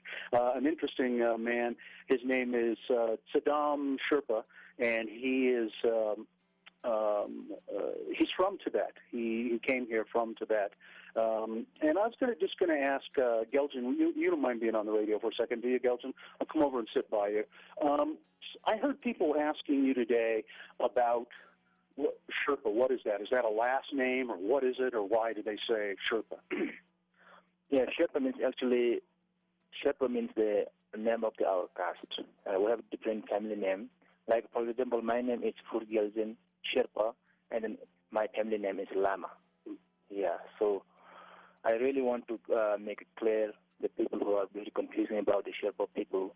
The people think the Sherpa is like our name of our profession. So it's wrong. So Sherpa means our caste name. It's a caste name. And what does Sherpa mean? You told me that today. Sherpa means in our language that we are Eastern people. We came, Shar means East, Pa means people, and we came from the east part of Tibet. So that's why. Why did you all come here from Tibet? Yeah, there's a quite confusing. Somebody says there's two things. Somebody says maybe that time there was very big influenza disease, and so that people were very scared, and they come over here to the Nepal. And somebody says there was a war. There's like a civil war, and then there's a people that they lose the war, and then they came over here. And but yet we don't know which one is true. And this was hundreds of years ago, right? No, it's approximately 500 years ago. We don't have exact data. Yeah, 500 years ago. And from what I've heard you say about Tibet, I mean, there's a kind of a longing for Tibet. Is that true? If somehow you could go back to Tibet, is there some feeling like that? I'm sorry, I'm really confused about your question. I mean, you hold Tibet with a great deal of reverence. Is that right? Yeah, that's right. Yeah.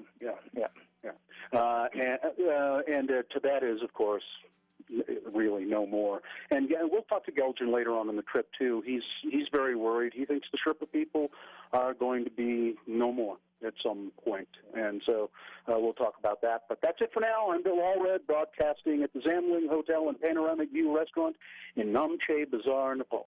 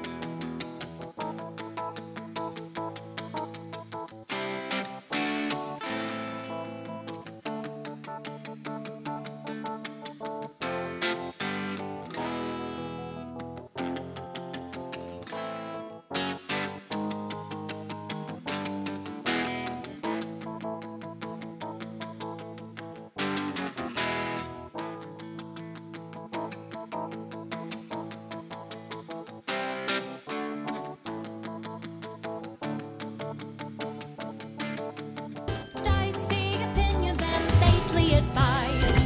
Oh, I've never used that one before. That one's a little too short, isn't it? Sister Dottie S. Dixon is here. That sort of explained who she is.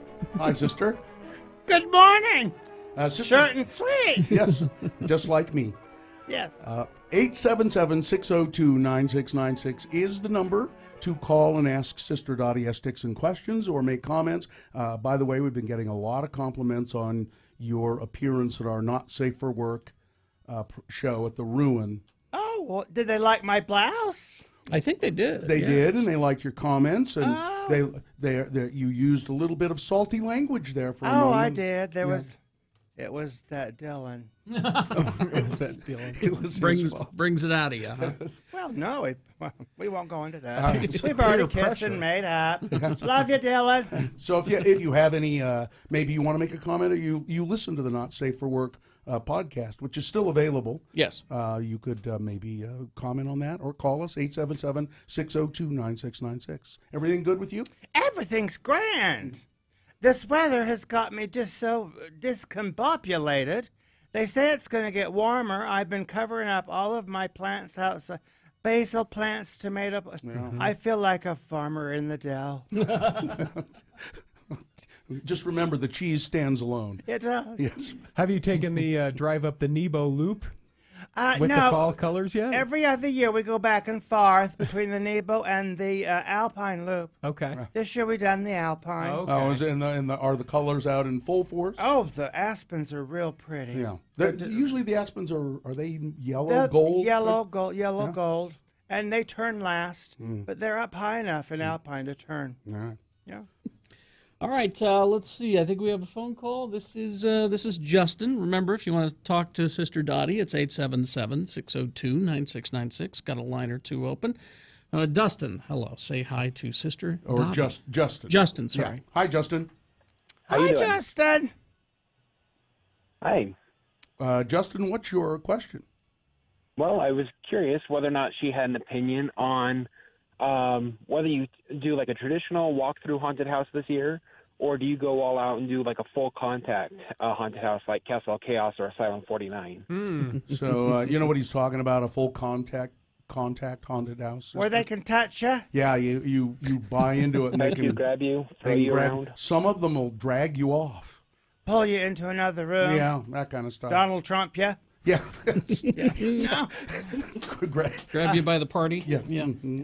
This sister will not be going to one of those. Too scary? No, there's too much to grab. Just too much to grab. Too much to Richie. grab.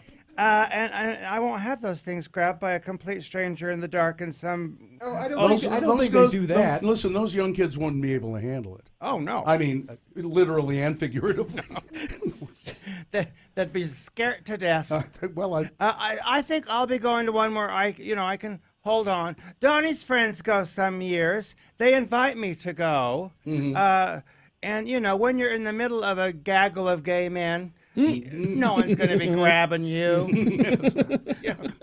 Do you like those haunted houses? And I like suspense. I do not like shock.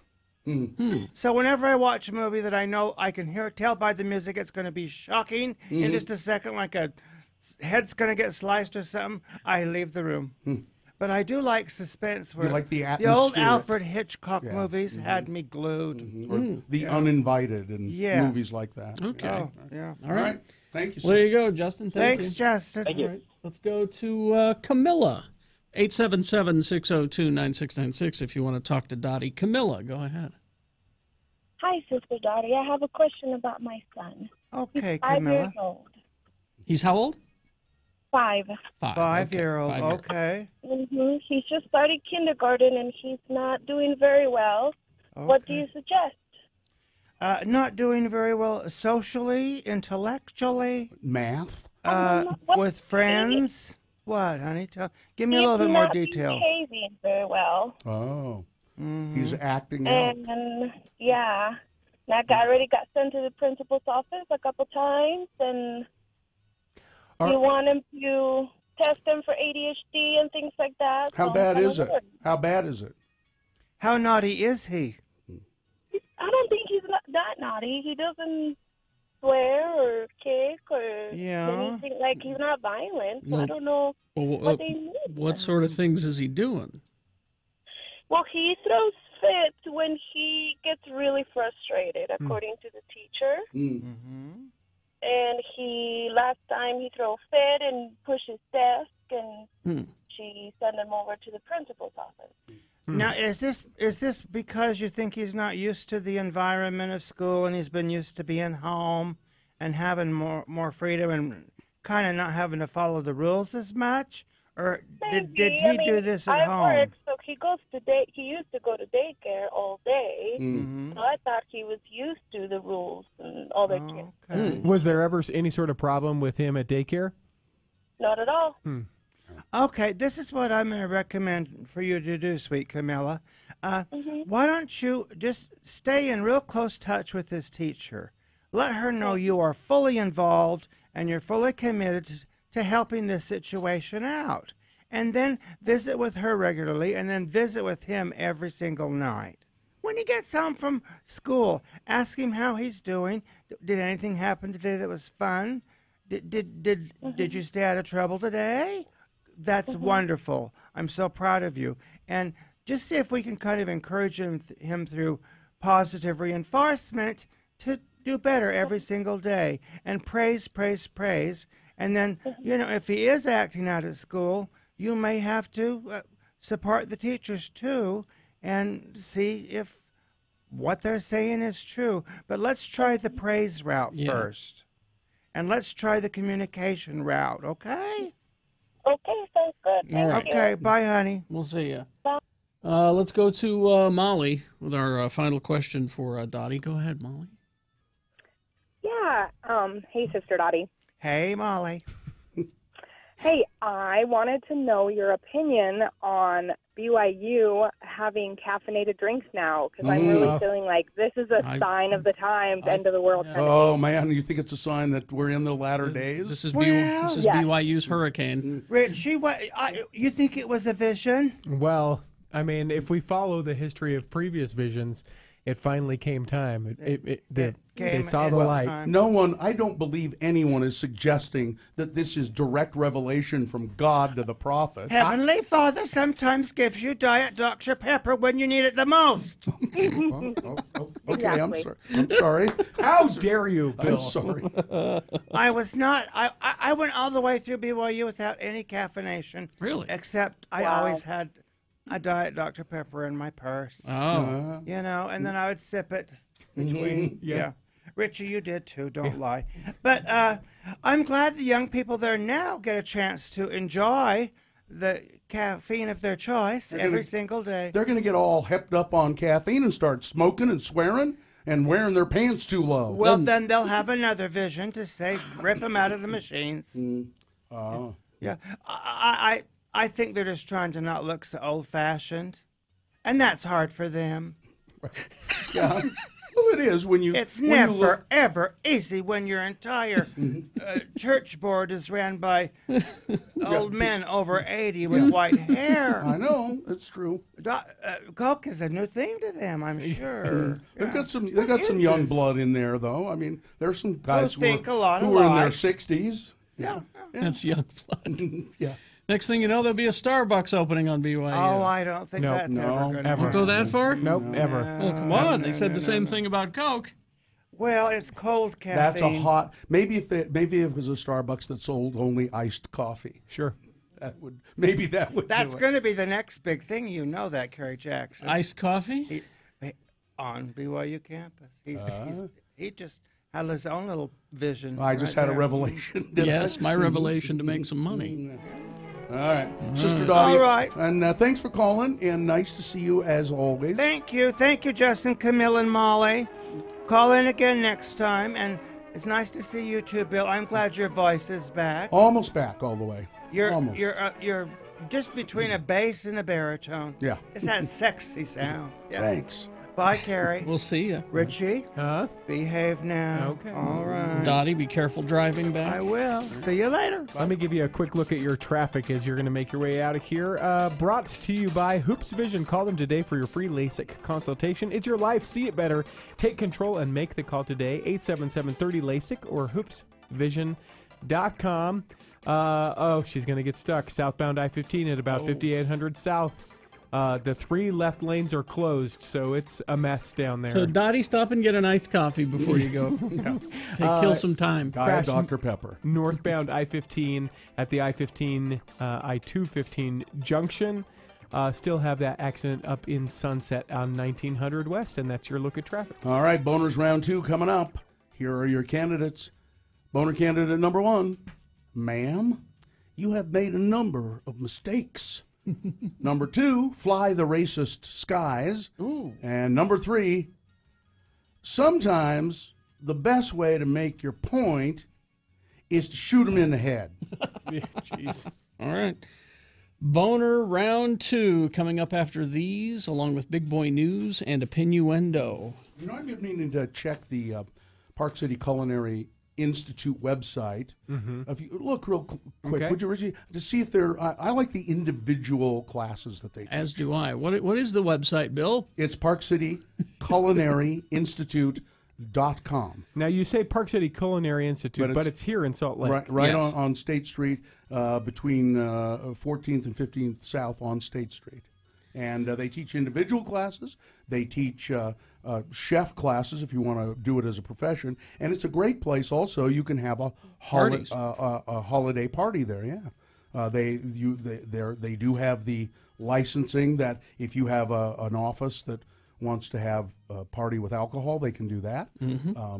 They can do these kind of just fun team building ideas where you sort of help make some of the food that then ends up being part of the party. It's really a lot of fun. Or they can just cook for you. You know what you can do, Bill? If you want to always be updated on the cooking classes that they're doing, right there on the front page at ParkCityCulinaryInstitute.com, you can subscribe for an email, and they will always message you as to what the new upcoming classes are. I'm going to do that. So call them, make a reservation, 435-659-5075, or go to ParkCityCulinaryInstitute.com.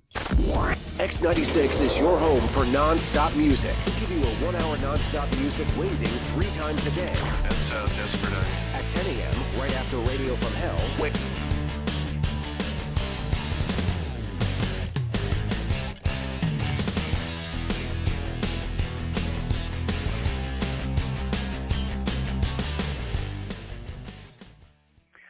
Sitting here in my room with Dean Cardinal, Worldwide Trekking, and a man who's become a good friend, Geljan Sherpa, and we're sitting here talking to you on a cell phone, essentially, which is amazing to me that you can do this where we are.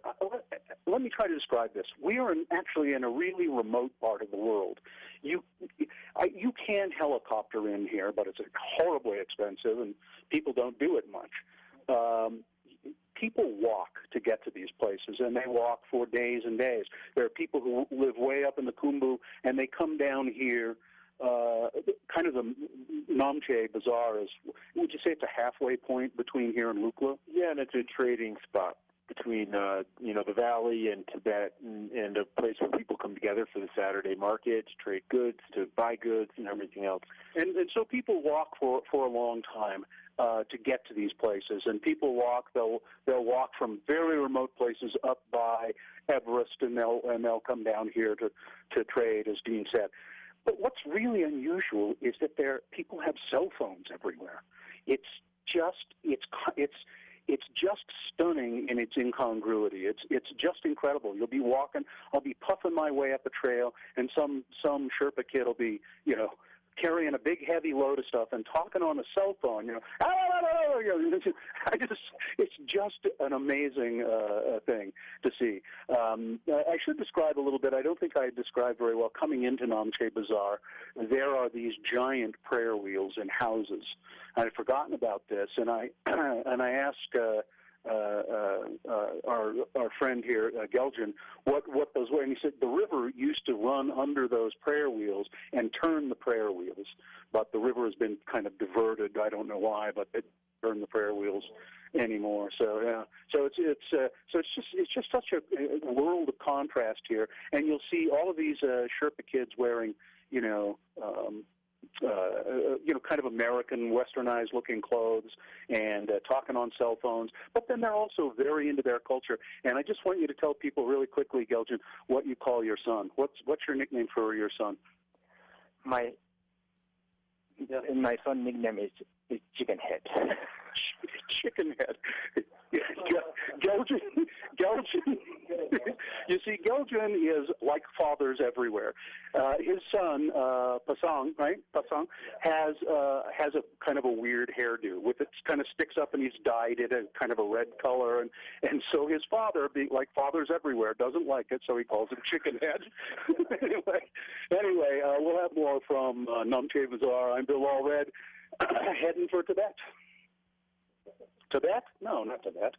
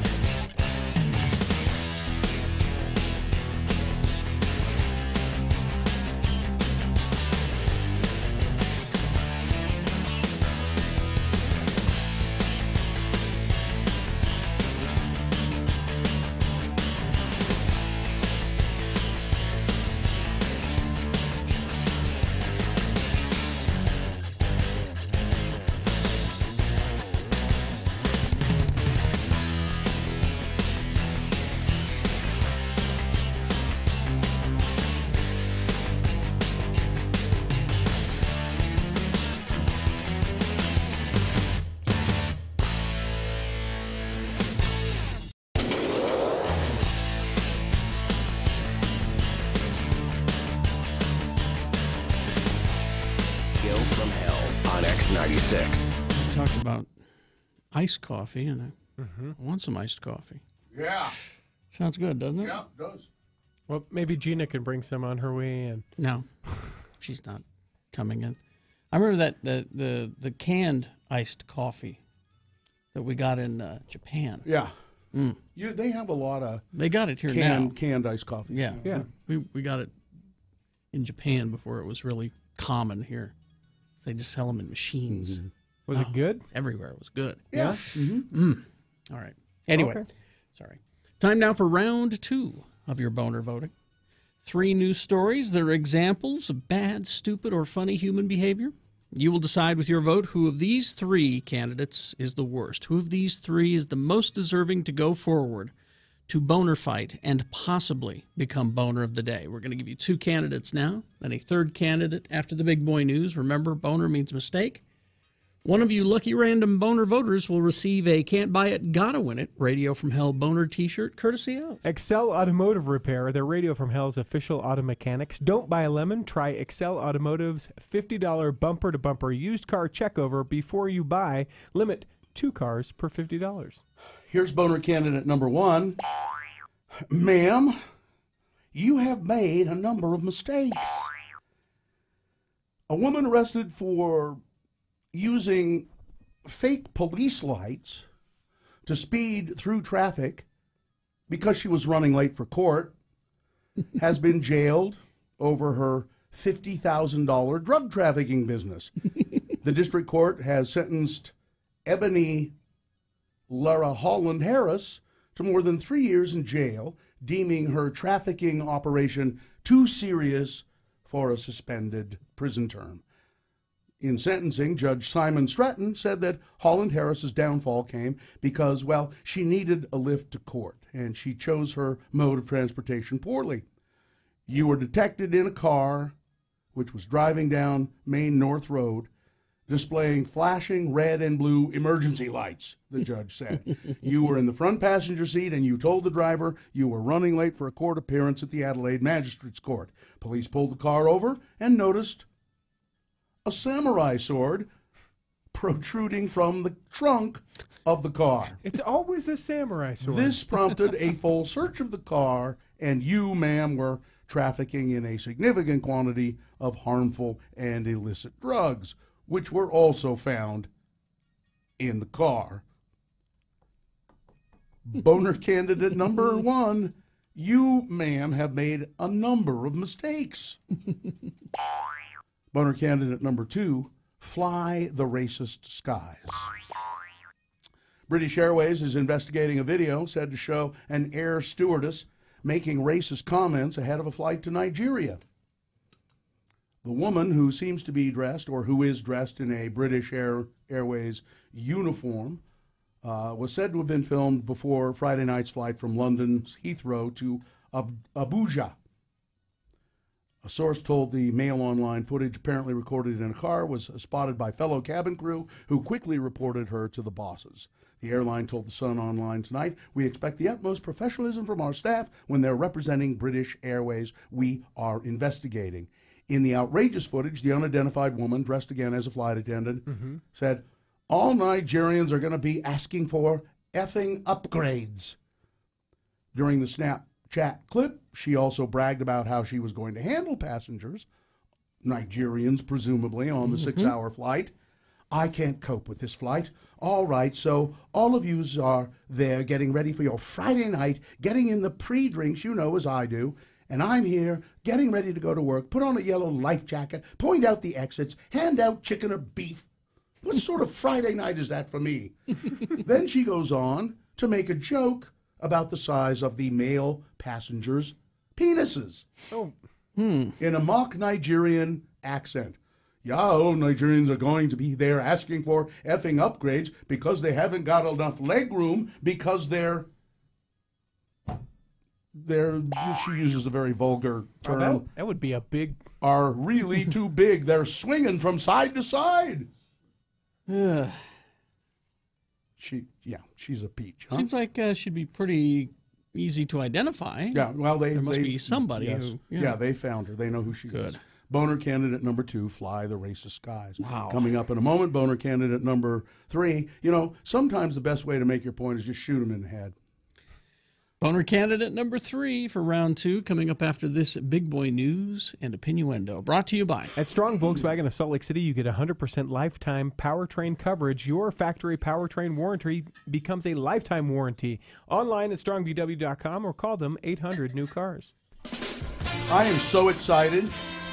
Why? I just found this out today. Maybe you already knew it, Terry. What's that? Every coming to Stars, to the Stars app. Just the app? Okay. Just the app. All right. Every single episode of Alf. Every episode. Gordon of Alf. Shumway? Yep. From the planet. I'm from Melmac, Willie. But you have to have the Stars app, huh? Yeah. Well, You know, I guess I'm just missing out. Now, is it the live action or is it Alf the cartoon? Because no, it's the TV series. Okay. Alf ran for 4 seasons, released just over 100 episodes. Syndication. Before it was canceled. Willie! I think it's time for a reboot. Listen. You know, I think it's time. If you watch some of these, go back and watch them. They're actually pretty funny. I'll take your word for it. Was Alpha Jim Henson? No. Okay. No. And then this, just another little bit of entertainment news here. Everybody knew there was going to be an It sequel. Yes. Well, they've officially announced it. They will do it, but I think it's not even coming next year. It'll be in 2019. 2019. But it is now has surpassed The Exorcist as the highest grossing horror film of all time. It is the horror film. Yeah. I still haven't seen it. I don't know. I'm not sure I want to see it. Not because I think it's bad or anything. I will wait for it to on demand is when I'll watch it.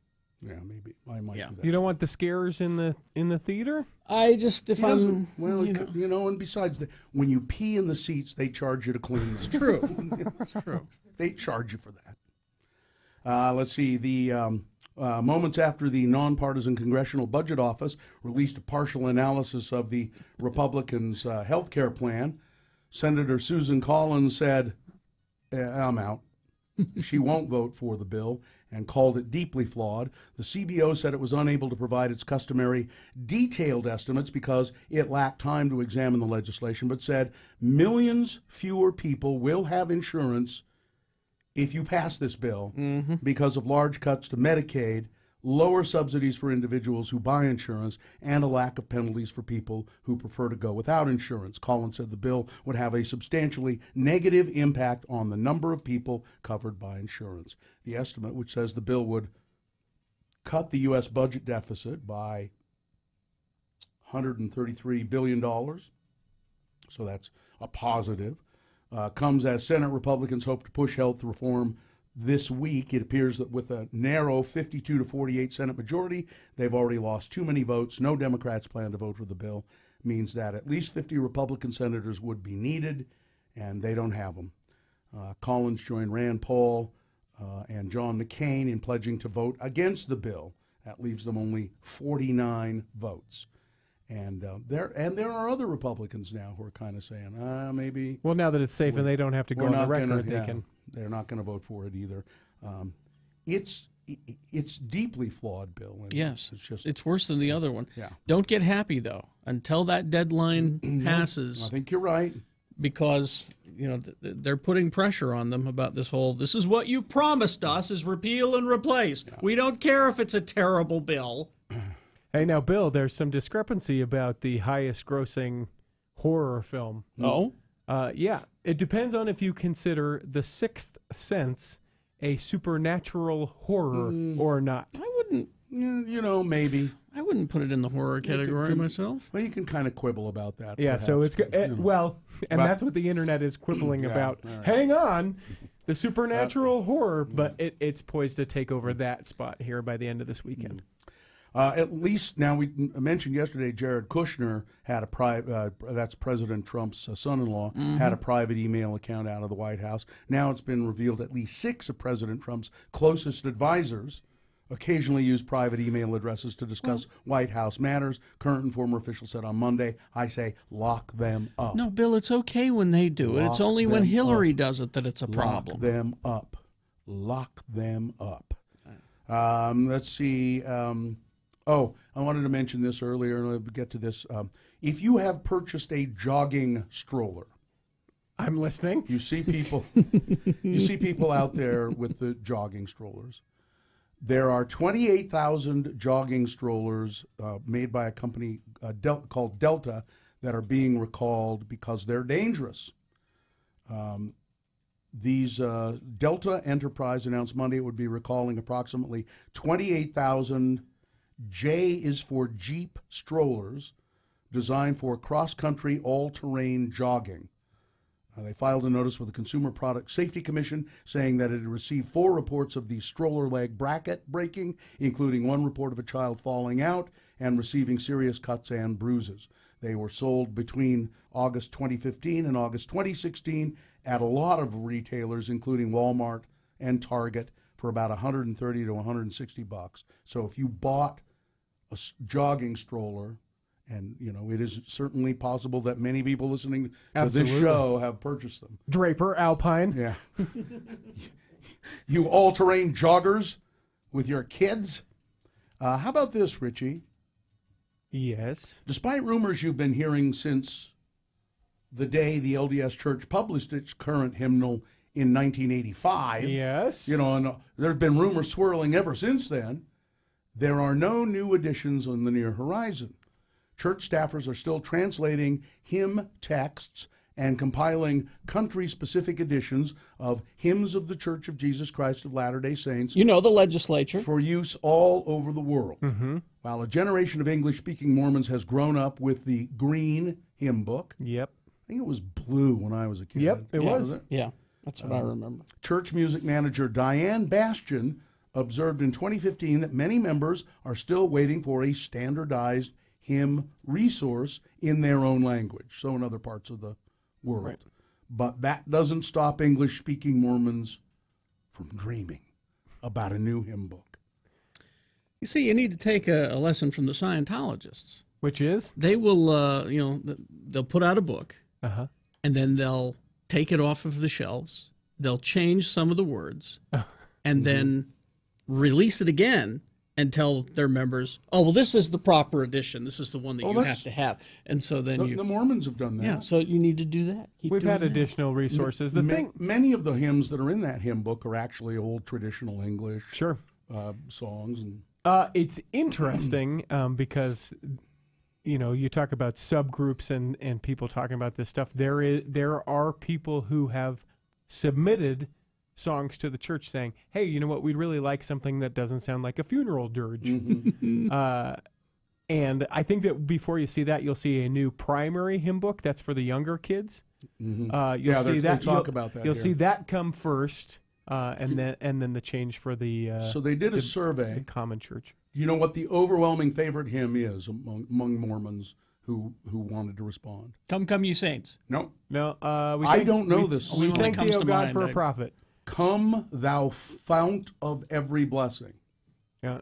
How does that Come, thou fount of every blessing. They all sound the same. I know. It's mainly because they all want to do it in that same tempo. They do. They all sound like funeral dirges, every one of them. And if you look at the hymn book, it'll say, to be sung vigorously. And then they go, I didn't know that was people's favorite. That's fascinating to me. 100 people, overwhelming favorite mentioned 100 times. Come thou fount of every blessing, an 18th century hymn included in earlier LDS hymn collections, but it was among 70 selections the editors chose not to retain. Oh, they want to bring it back. Oh yeah, bring it back, baby. They want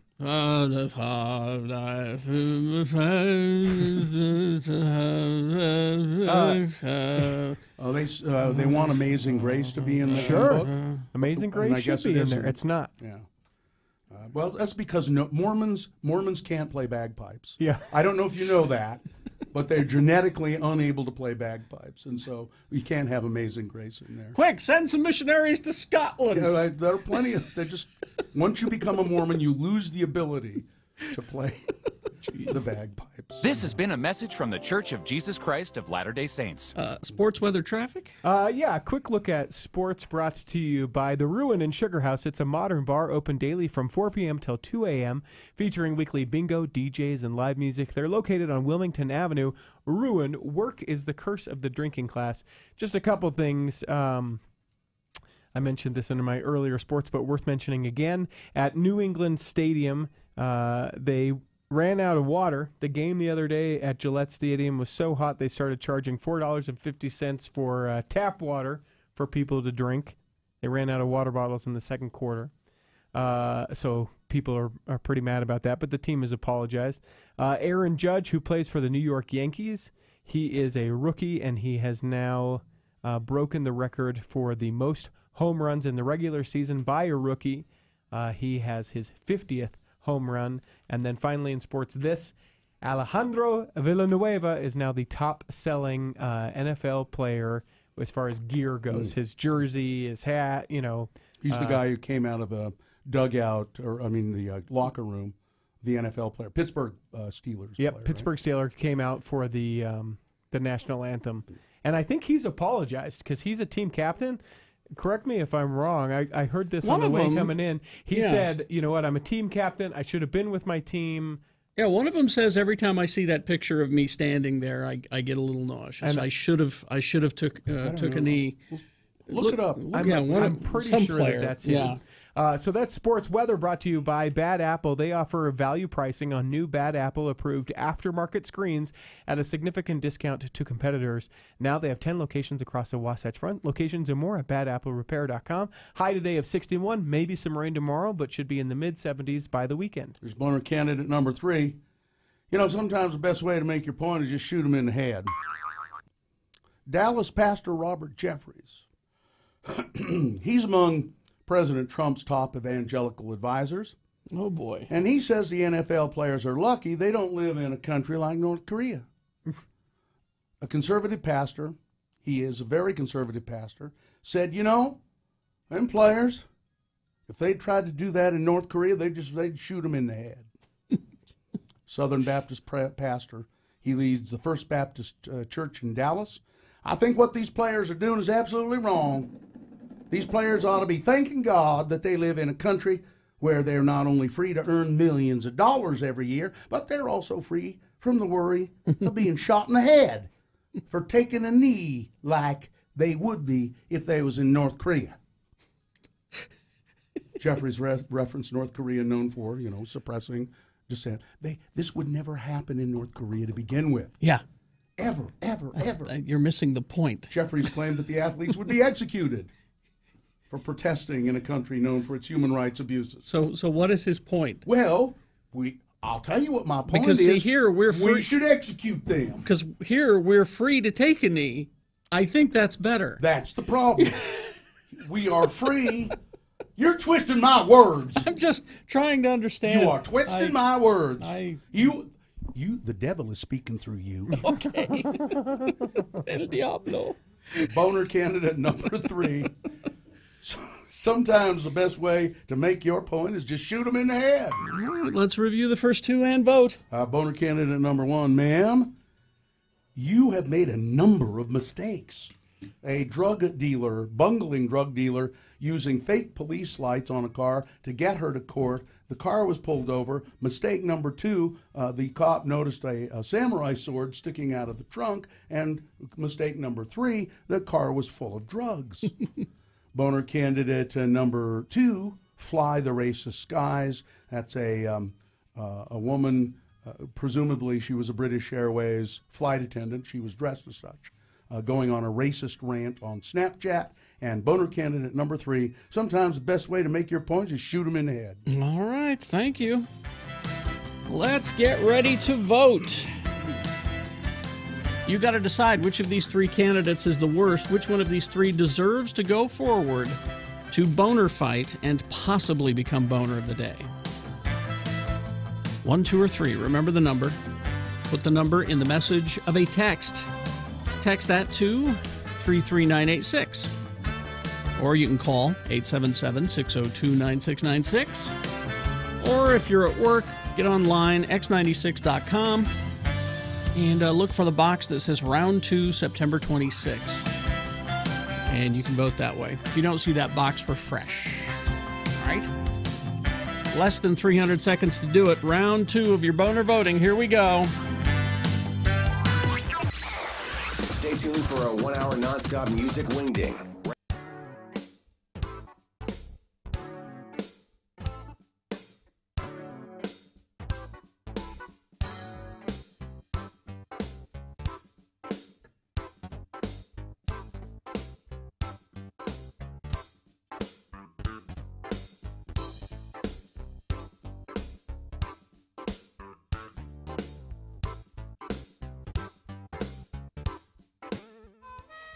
call this poem I Hate X96.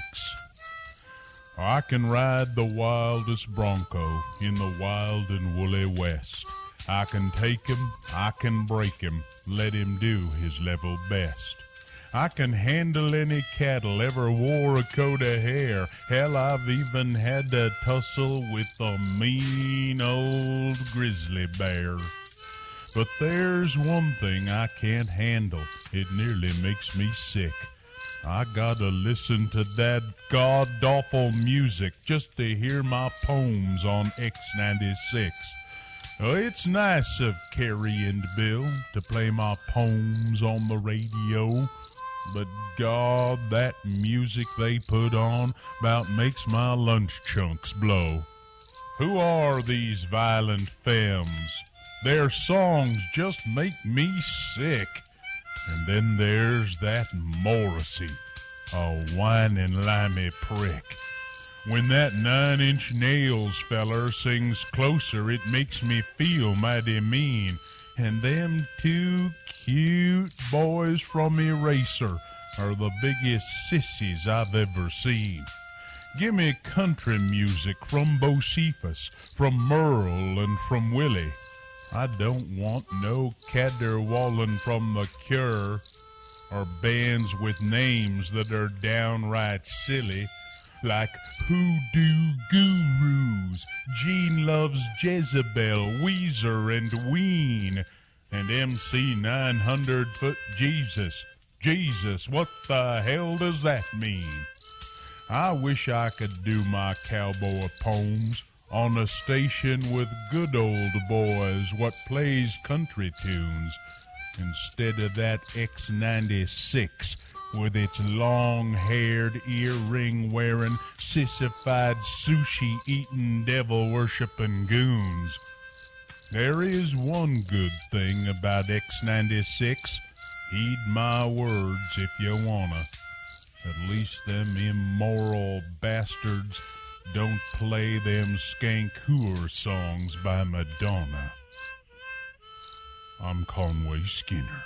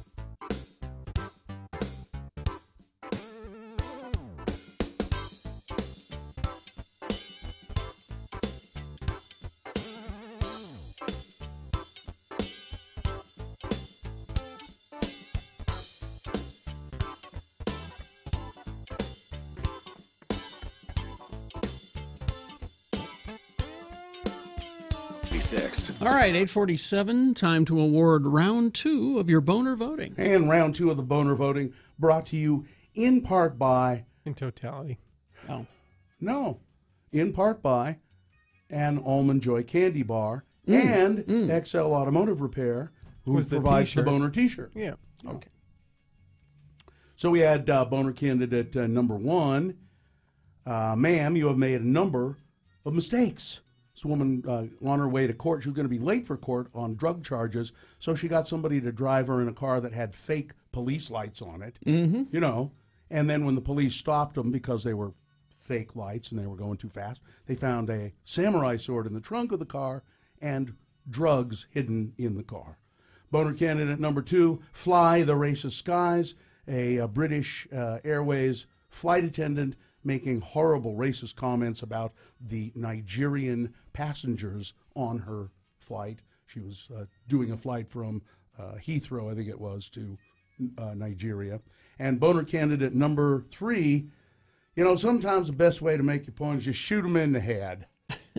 This pastor in Dallas, a Christian, a Southern Baptist, a Christian, saying that the NFL players who kneel are lucky they aren't just shot in the head, you know? I think what they're doing is absolutely wrong, and they're just lucky they're not getting shot in the head. If they lived in North Korea, that's what happened to them. Darren won the boner T-shirt, and the winner, boner candidate number 3. Sometimes the best way to make your point is shoot them in the head. He's got crazy eye. That pastor, he's got crazy He eye. also looks like his head has been put in a vice. Skinny face. Yeah, So that is your winner of round 2 of the boner voting. It will go up against the winner of round 1 in boner fight at 9:25, and that is when you all must decide who will be boner of the day of those 2 candidates. So coming up, we got Tuesday Tunes with Todd. He'll be in here just after 9 o'clock. You want to talk about Star Trek? Did you watch it? Yes, I watched it yesterday. So this is the new Star Trek Discovery. Now, they showed just the first episode on CBS, on TV. The rest of them, if you want to watch them, I think there's 14 or 15 of them, you have to subscribe to the CBS app and watch it on your smart TV or your iPad or something. As a matter of fact, I need to find out how to... I was told I could watch it on my Xbox. I could access the CBS app through my Xbox. Is that right? I don't know. I'm trying to figure it out because, you know, I can watch. How is it any different from, you know, the Netflix app or that I can have on my TV? Because you have to subscribe to it because it's CBS. CBS is free to watch on TV, but the app you have to pay for. There's 2 different subscriptions. There's one with commercials and one without. Oh, Dylan, do you know something about this? I had Dylan look into this a little bit earlier because we knew we were going to talk about this. The bigger question that I have is, so this episode, the first episode came out on TV, and then the remainder of the episodes, are they coming out weekly or are they coming out in a big dump? They're on weekly. Weekly. So then why would there's only one episode on the app right now. So why would I not wait until the entire thing is published? They're way ahead of you. Okay. They will be pulling them. Oh. They'll leave like 2 or 3 on there, but then they're going to pull them. Okay. So like I'm going through the list of shows you can watch on their app. So there's shows like, you know, Seventh Heaven. Okay. Remember that beloved show? Yeah. You can watch 244 episodes of Seventh Heaven. Pay to see that. This app is CBS All Access. Yeah. It costs $5.99 a month. $5.99 a month, but you get the shows with commercials. You pay $10 a month, no commercials. No commercials, right? Which is way too much money. Yeah. But like Big Bang Theory, only one episode available on the app. And I'd never be able to find Big Bang Theory unless I had the app, right? Yeah, because it's not on every other channel all the time. Big Brother, you only have 680 episodes of that on the app. Oh my gosh! Yeah. Only 680 of that. You have 913 episodes of The Bold and the Beautiful, Bill, so you can catch up on your stories. Yeah, see? Right on the app there. So can I get the app if I pay for it? Yes. On my TV? Yeah. If you have a smart TV, yes. Yeah, okay. Or if you have an Apple TV or a Roku or a device that allows you to do that. Firestarter. Okay. All right. Well, let's talk about the show itself. Okay. First episode. What did you think? It's hard to go by the first episode, and also, I'm not spoiling anything here.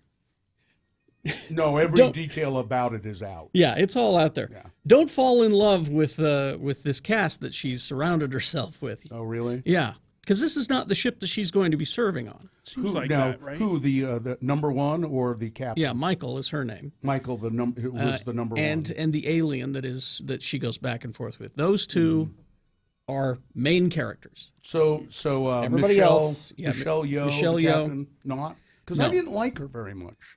I liked her As the okay, captain. but that's the thing, is it's just one episode. Hmm. All you're getting is really just setting up a few of the chess pieces. Because in the very first scene, she says to her, "We need to talk about you getting your own ship." And that's the thing, is that she will not get her own ship. Well, for Because she's a heaven's woman? No. She will be assigned to the Discovery. That's the name of the show, and that's also the name of the ship that she will be serving on. But yeah, this is just setting up the situation with the Klingon War. Well, how come the so this is before all the Star Trek? 10 years before Kirk and Captain Spock. Kirk. Yeah. How come the Klingons are way scarier 10 years before than they were when Kirk came along? Again, this will be explained. They're going to address it? Yes. Okay. It will be addressed. I mean, they're fiercer looking. They're fiercer sounding. Mm-hmm. They're badasses. Mm-hmm. I hope the way that they address it is technology got better and costumes could get better. So, Well, that's certainly the sets and the Right, ships, right. because they don't look nothing like Kirk's Enterprise. No. this sliding door that misses out of the frame a little bit. What is the hubbub from the geeks? What did the Trekkies say? There's a couple of people that I trust their opinions, and they quite like it. It's mixed. Most people are saying it's too soon to say. Scott Pierce has seen the first and second one. Mhm. He's the TV critic for the Tribune. Also a very big Star Trek and fan. a huge fan. Yes. He really liked it. I did too. I like what I've seen so far. It was a lot of fun. Yeah. And just I love her haircut. The short hair on Shaniqua Martin Green. Mm-hmm. It suits her. She's a very pretty person. A very pretty person. And she's a pretty good actress too. She kicks ass. She was pulling off the technobabble just fine. She was good. I don't know. It just sort of. Well, again, Michelle Yeoh won't be around. And it all just kind of didn't gel for me. But you're right. I could probably watch 2 or 3 more and go, oh. I see what they're doing. So who's the captain now? Michelle Yeoh. Right now. On this ship that she's on right now, the Shinzu, I think is what it's called. But like as we move into Discovery, who's the captain of the Discovery? Do we know? Some guy. A guy. But a dude. It is a dude. It is a dude. Yeah. Can you have lady captains? Yes, in Michelle the Yeoh is Michelle Yeoh is the captain. captain. Okay. I just want to make sure there's equal representation here. Get with the program. You know what?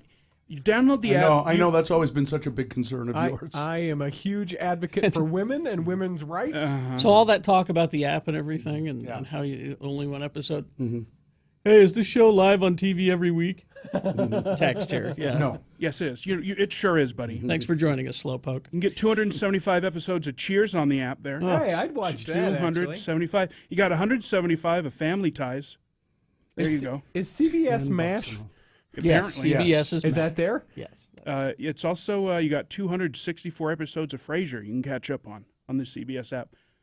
Commercial free for $10 a month. Well, Alf is coming to the Stars app, okay? Oh, I'm way ahead of you. How much would you pay for Alf on Adult Swim?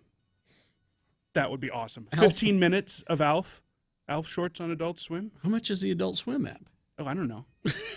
But it would be awesome. I wouldn't pay anything for Bill Alf. could do the voice. Wooly.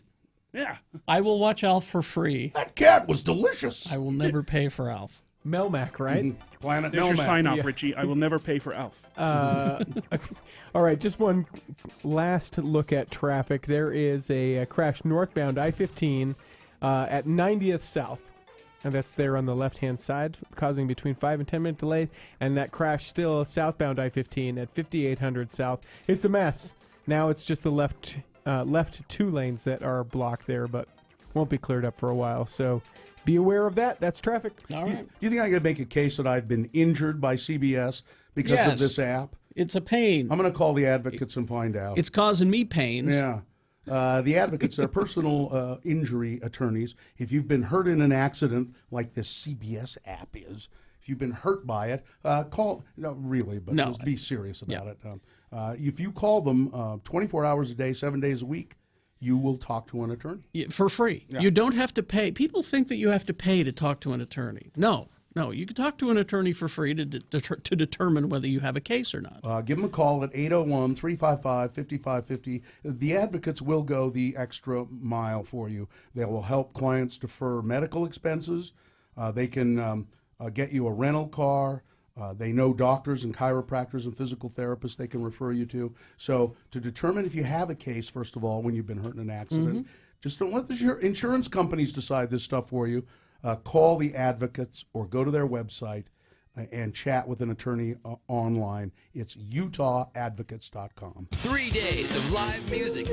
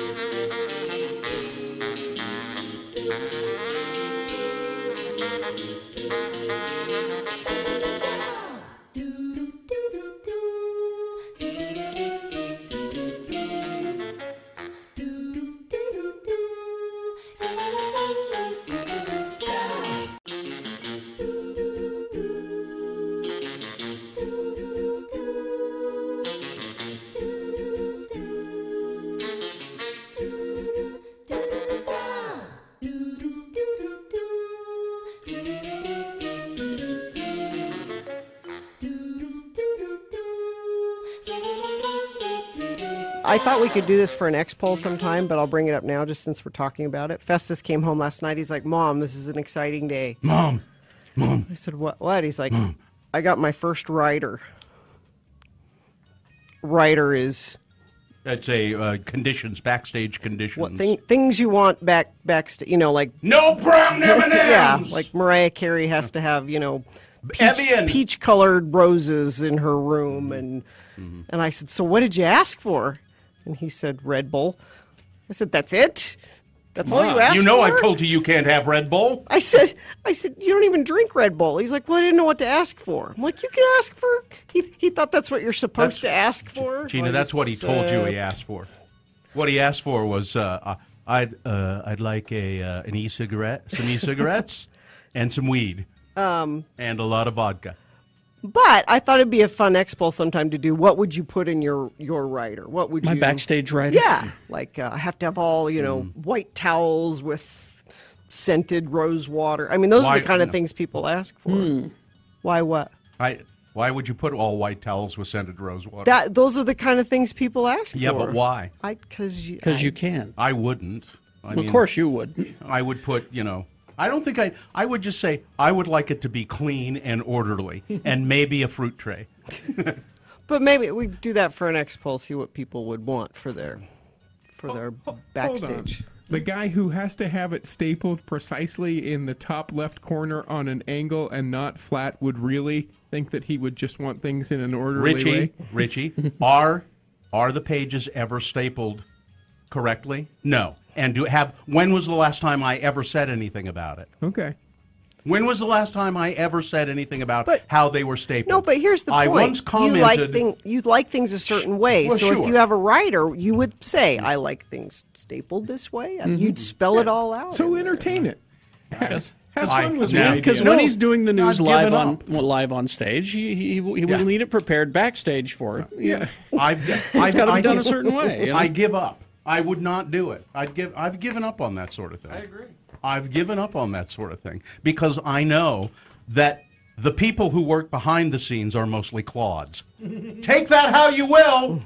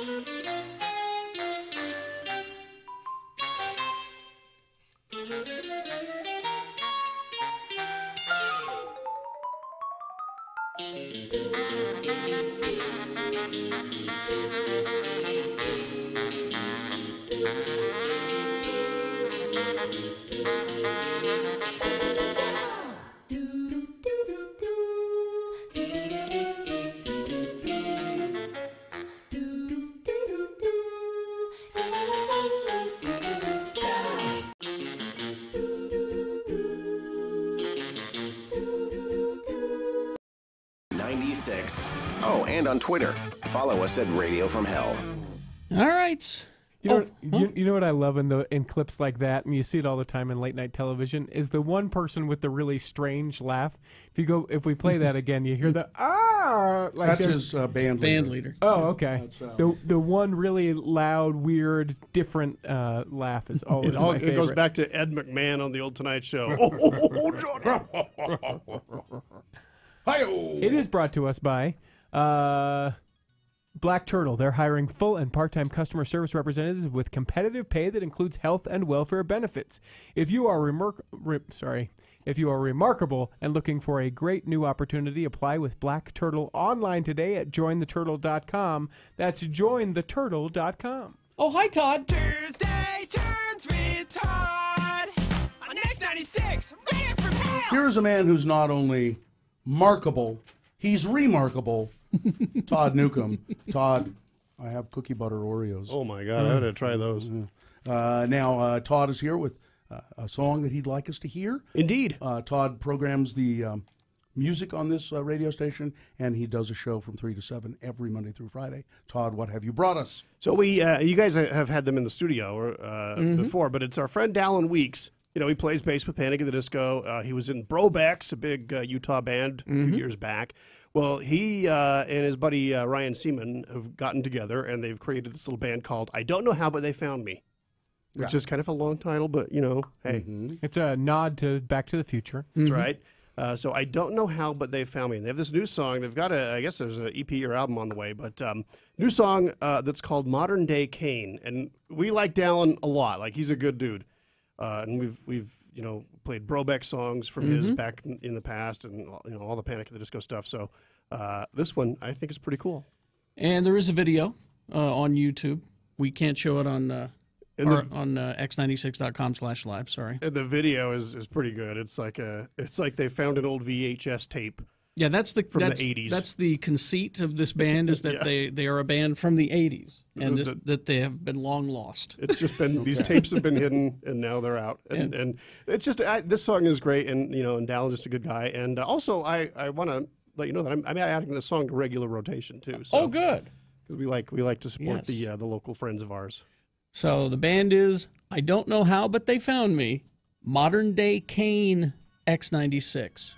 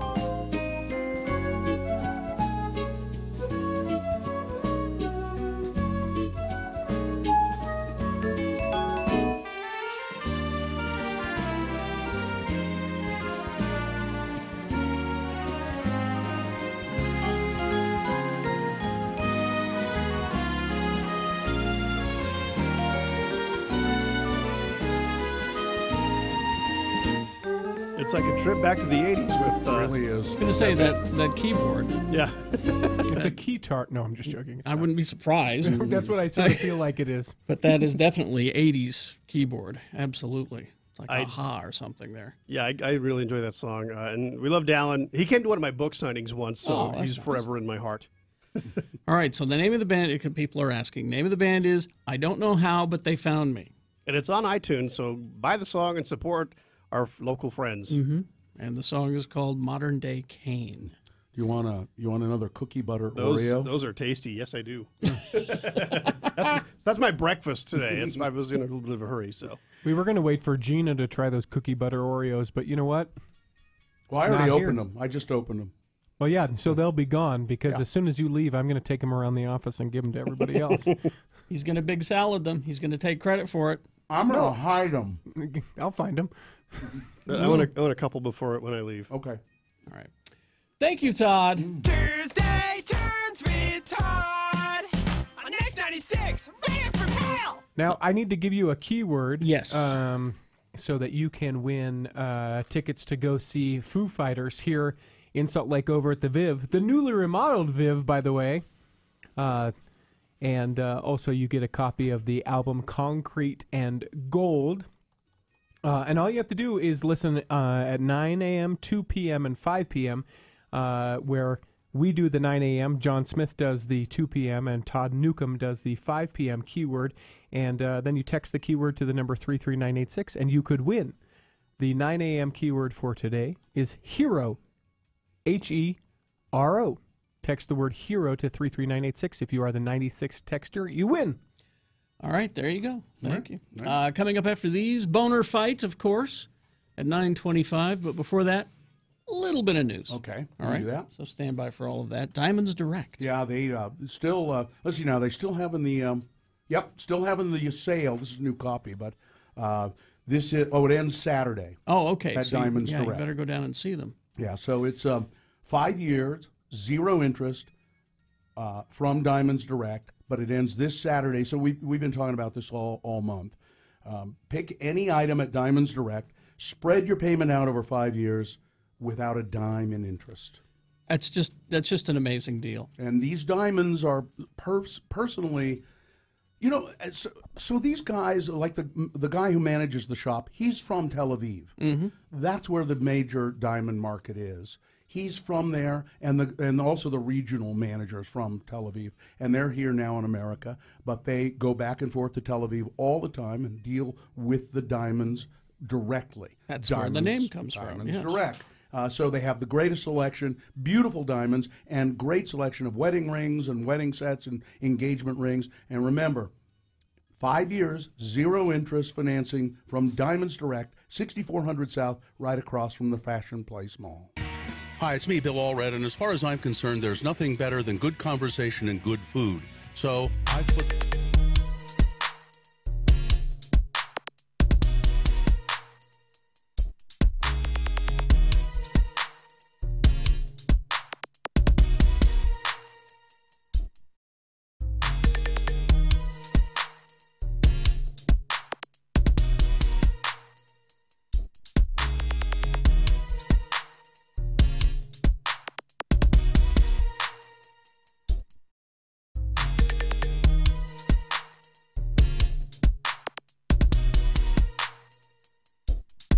Yeah, I enjoyed that class yesterday. You did you? Yeah. Well, that's nice. Well, you know, you don't have to come to them. Why would you think that I don't want to come? Carrie, I have because I am one of the kings of sarcasm, I note sarcasm in your voice. I don't know what you're talking about.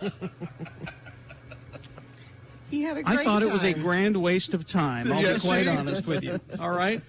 Because in those classes, there's maybe 5 kids who are actually interested in radio, and the rest of them are getting an easy credit. Carrie. So the first thing we do when we get to the class is we say, all right, first of all, who's here for an easy credit?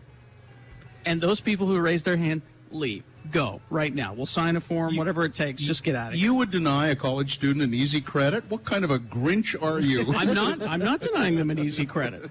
If it were up to me, we would close down the college radio stations, but we don't. That's an easy credit. They can do that. While I'm there, I don't want to deal with people who just don't want to be there. That's why I don't speak to schools. That's why I hate that stuff. Now, be honest. You don't speak to schools because you're not allowed. There's usually. that true. You That's used true. to speak to schools. See the basis of education. And by the way, the kids that want to be there, they just sit there like lumps anyway. No, there were a couple of them in the back talking. One who arrived 20 minutes late, and then he sat in the back talking with his buddy. Rude. I didn't see that. When he came in late, I almost said to him, why are you bothering? Why don't you just leave? You know, and he's sitting in the back talking with one of his friends, and I'm like, You should have said something. I didn't notice that. I didn't either. I nearly did, but then he shut up because I started staring him down. If you can just touch one child. I don't need. all. Look, I don't want him touching any children. I don't. That's why he's not allowed. Well, I don't need to understand education. I'm not trying to take away their breeze through their, college degree. I'm there for an hour. That's all. 5 students who are interested. That's great. Everybody else take off. We'll sit and have a chat with 5 people. I'll touch those 5. That's good. All right. Especially that Heidi from yesterday. She was really cute. But anyway.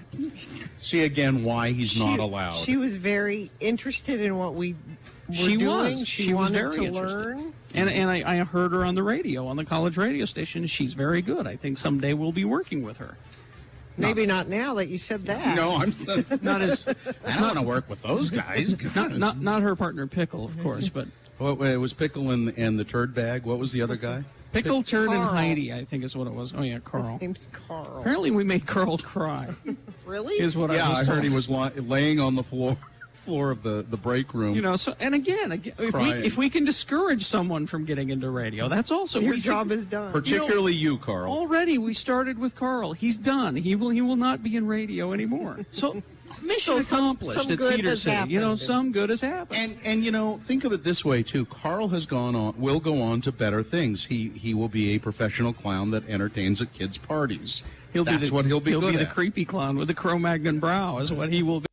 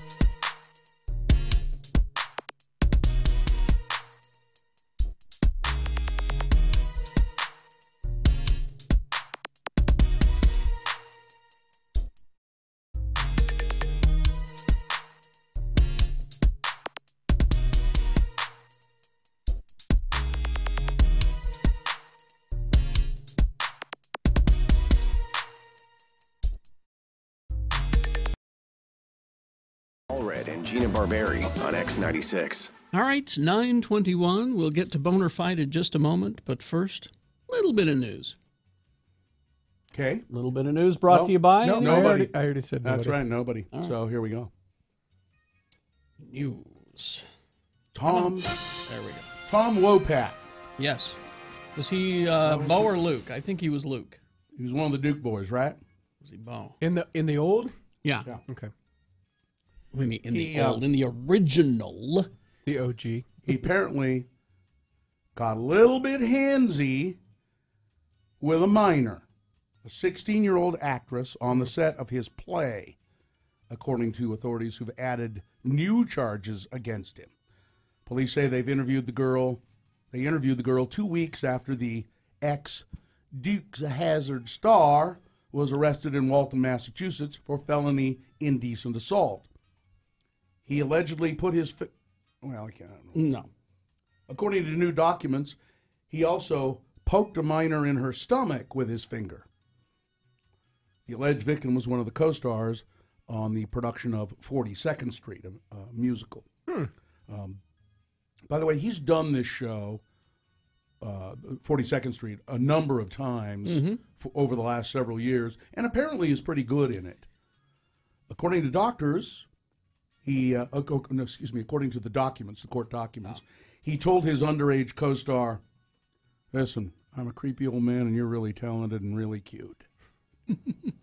Shortly after that exchange, he hit her in the butt with his script and said, "Nice butt." As for poking her in the stomach, she said she was especially creeped out because she was wearing a crop top and he touched her bare skin with his bare finger. The alleged victim says an adult on set told Wopat, "Stop flirting with this girl. She's only 16. At which point, Wopat allegedly responded, "Don't worry. My wife is 17 years younger than me, so I'm good." Okay. He is Bo Duke. And he is also in Django Unchained. Oh, yeah. Briefly. He's one of the people outside the saloon at the beginning that gets killed. You sure he's Bo Duke? This is saying that he's Luke Duke. Every story. I've got 5 stories here that say Bo Duke. Elon Musk going to give a big talk about Mars this week. Mars? So I'm wearing my Occupy Mars T-shirt that a friend of ours, a friend of the program who works at SpaceX, gave me. So he's often said we need to leave this planet, and the quickest and best place we could go is probably Mars. And people have said he has been working toward that end, but he's never been completely specific about it. Well, and do you know who Elon Musk is? He's founded very successful companies, Tesla, Solar City. He does these things because he thinks he can help make the Earth a better place, but he also thinks it may be too late and we ought to get out. I was going to ask, what's wrong with this place? Why do we have to go? Well, as Neil deGrasse Tyson said recently, Elon Musk has said, as a environmental filmmaker said to Carrie and I up at Sundance Institute. Not on the air. Yeah, not on the air, but a couple of years later, said a couple of years ago, it may be too late. Look, it was, and also in your movie, you talk about what we can do to help. Yes, we have several suggestions of things that we can do to help. Then turn the mics off and say, "Really? Can we? Oh no, we're screwed." Yeah, we're screwed. It's too late. We're done. But SpaceX is keeping quiet on exactly what Elon Musk will talk about. But some clues are out there about what we can expect from the speech. Now, see, Nick, you don't go sneaking up on a dog with a camera. According to a brief description of the talk, Musk will provide an update to his technical presentation and talk about some of the exact nuts and bolts about how we will get to Mars. Gina is trying to call in. She swears it's Luke Duke. Is Tom Wopat. Like I said, that's what I saw too. I had 5 stories over here that all said Bo. Well, I wouldn't. All right, I wouldn't It's the internet. I wouldn't bet against Gina. Is she I wouldn't- texting you? Yeah, she just texted Text me. her back and say if she wants to be a part of the show, she needs to be here. Oh. Well, I don't need to. She's listening, clearly. And now you're on her list. and tell her we're enjoying these delicious cookie butter. The cookie butter. Oreos. Oreos, they're that I quite brought good. today. And then just quickly, and then I know we got to go to Boner Fight. Yes. A professor at the University of Utah, Christine Sleeter, has donated or made a donation to the Ute Indian tribe of $250,000. She says it is compensation for her great-grandparents profiting off tribal land sales. The retired professor transferred $250,000 to the Ute Indian tribe. The money came from her family inheritance generated by her great-grandparents selling off American Indian land more than a century ago and investing the profits. Rather than just keeping something that has become pretty obvious to me where that money came from that I inherited, I would rather give it back to the people who lost the land, she said. She lives in California now. She used to teach classes on social justice at the U. First discovered the land sales as she compiled her family history over the past few years, digging through newspapers and so forth. And it led her to say, she said, my ancestors stole this land, and I'm giving the money back. Before we go to Boner Fight, quickly, Richie, this is from Gina. Can't say that on the air. It's Boner Fight with Radio from Hell on X96. But I really wish we could say it, she could say it on the air because it's really funny when she says it. Well, I think it's hot when she says it. All right, here's Boner candidate number 1 from round 1 in Boner Fight today. This is, all right, students, let's try it all again. All together now, Sieg Heil. Was a substitute teacher in I don't know, somewhere, who was trying to teach the kids to do the Nazi salute and say Sieg Heil. It's in Vermont. When parents saw these kids marching out of the lunchroom, giving the Nazi salute and saying Sieg Heil together, the parents said, I think something's up here. And the substitute teacher has been fired. And Boner candidate number 2 from round 2. Sometimes the best way to make your point is just shoot them in the head. This is an evangelical preacher on Trump's evangelical board who said that the NFL players who kneel are lucky they're not just shot in the head. If they'd lived in North Korea, we'd shoot them in the head. But that's missing the entire point. Yeah, that's number 2. All right, there you go. You got to decide who is Boner of the day. 1 or 2. Which one of these 2 is the worst? Put the candidate number 1 or 2 in the message of a text. Text that to 33986. You can call 877-602-9696. Use your voice. Or go to x96.com and look for the box that says Boner Fight September 26. And you can vote that way. If you don't see that box, refresh. It'll appear. 300 seconds to get your vote in. It's Boner Fight. Boner of the day. Here we go. Radio on.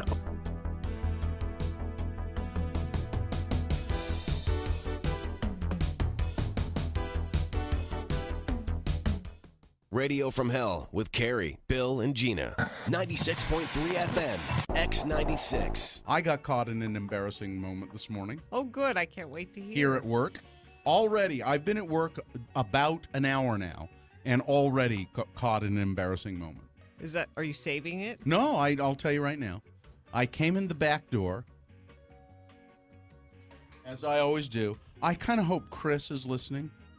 I don't know Chris's last name. Mancow. Yeah, Chris Mancow. Sure. Yeah. So Chris is a board operator here in the building, and he tends to another radio station. He's a very nice guy, very quiet guy, very shy, I believe. Mm-hmm. Probably if he's hearing this, is embarrassed to hell that I'm even mentioning him on the radio. He's a very shy guy. So I come in the building this morning, and I'm walking down the long corridor there, and there down at the end of the corridor is a copy machine, and on the copy machine is sitting a big, it's like a briefcase, suitcase kind of thing. Okay. It looks like a toolbox. but not metal. It's a Okay. cord, Okay. fabric kind of stuff. What do they call that? Cordova. No. Anyway. So it's a big case with buckles on it and Yeah. everything. And it's sitting there it's just out of place. It's odd. I've never seen it sitting there before. It's sitting, what is that? I think to myself. So then How I think curious were you? I open it up and start rifling through it. Look at this. Look at this. And I mean, there was nothing particularly strange Wait a in minute, there. you saw someone's luggage lying around and you just opened it? Well, yeah. Didn't you learn anything from the announcements at the airport? Or anything from the Dick Van Dyke Show. God. And I thought in my mind, maybe the reason I opened it is I thought, I wonder if because it looks like one of those things that the copy guy brings with his tools in it. Okay. To repair the copier. But I start going through it, and it's obviously somebody's briefcase. It's got some CDs in there, library books. There's an orange. Yeah. I went through it pretty extensive. No, I didn't. I didn't. Sounds like you cataloged all of the stuff in there. This is all stuff that I could sort of see right there. And as I'm kind of going through it, Chris comes up the hall the other way and goes, "Hey, that's mine." And I went, "Oh, I'm sorry." I thought it was the copy guys. Because if it was the copy guys, that would have been okay to go. Well, through. it was my duty to investigate as a junior TSA trainee.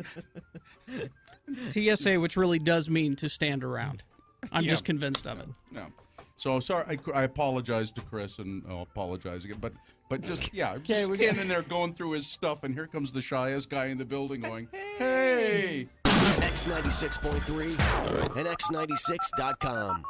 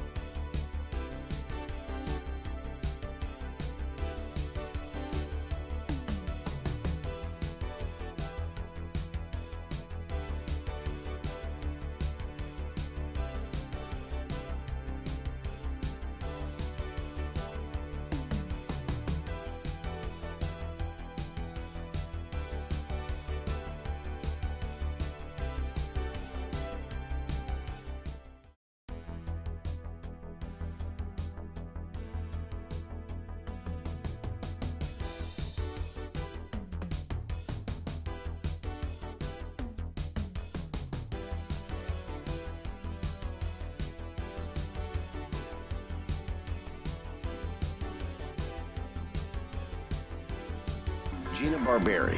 What you got there is Radio from Hell on X96. Oh, no. What?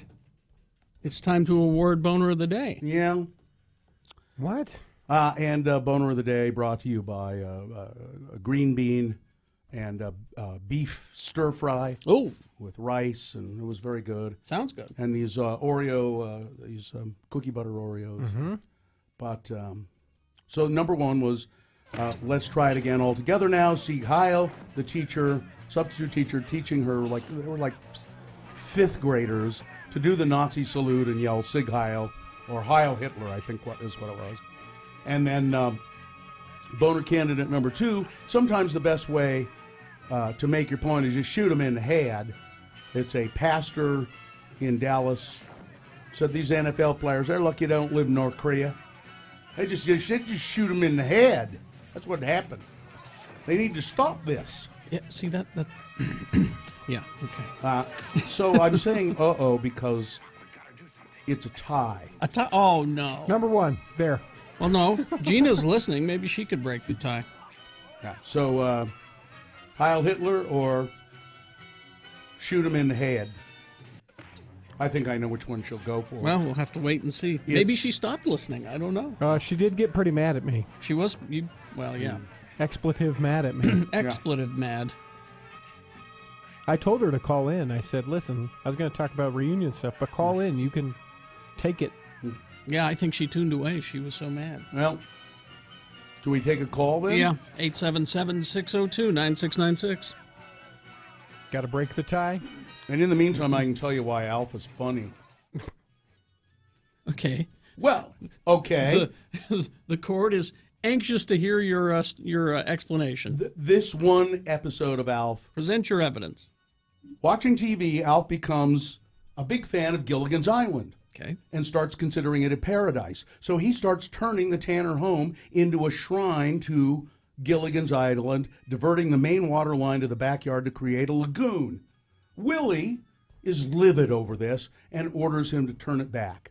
Take all that. So Alf goes to sleep under a palm tree that he set out there, and he starts dreaming that he's on Gilligan's Island.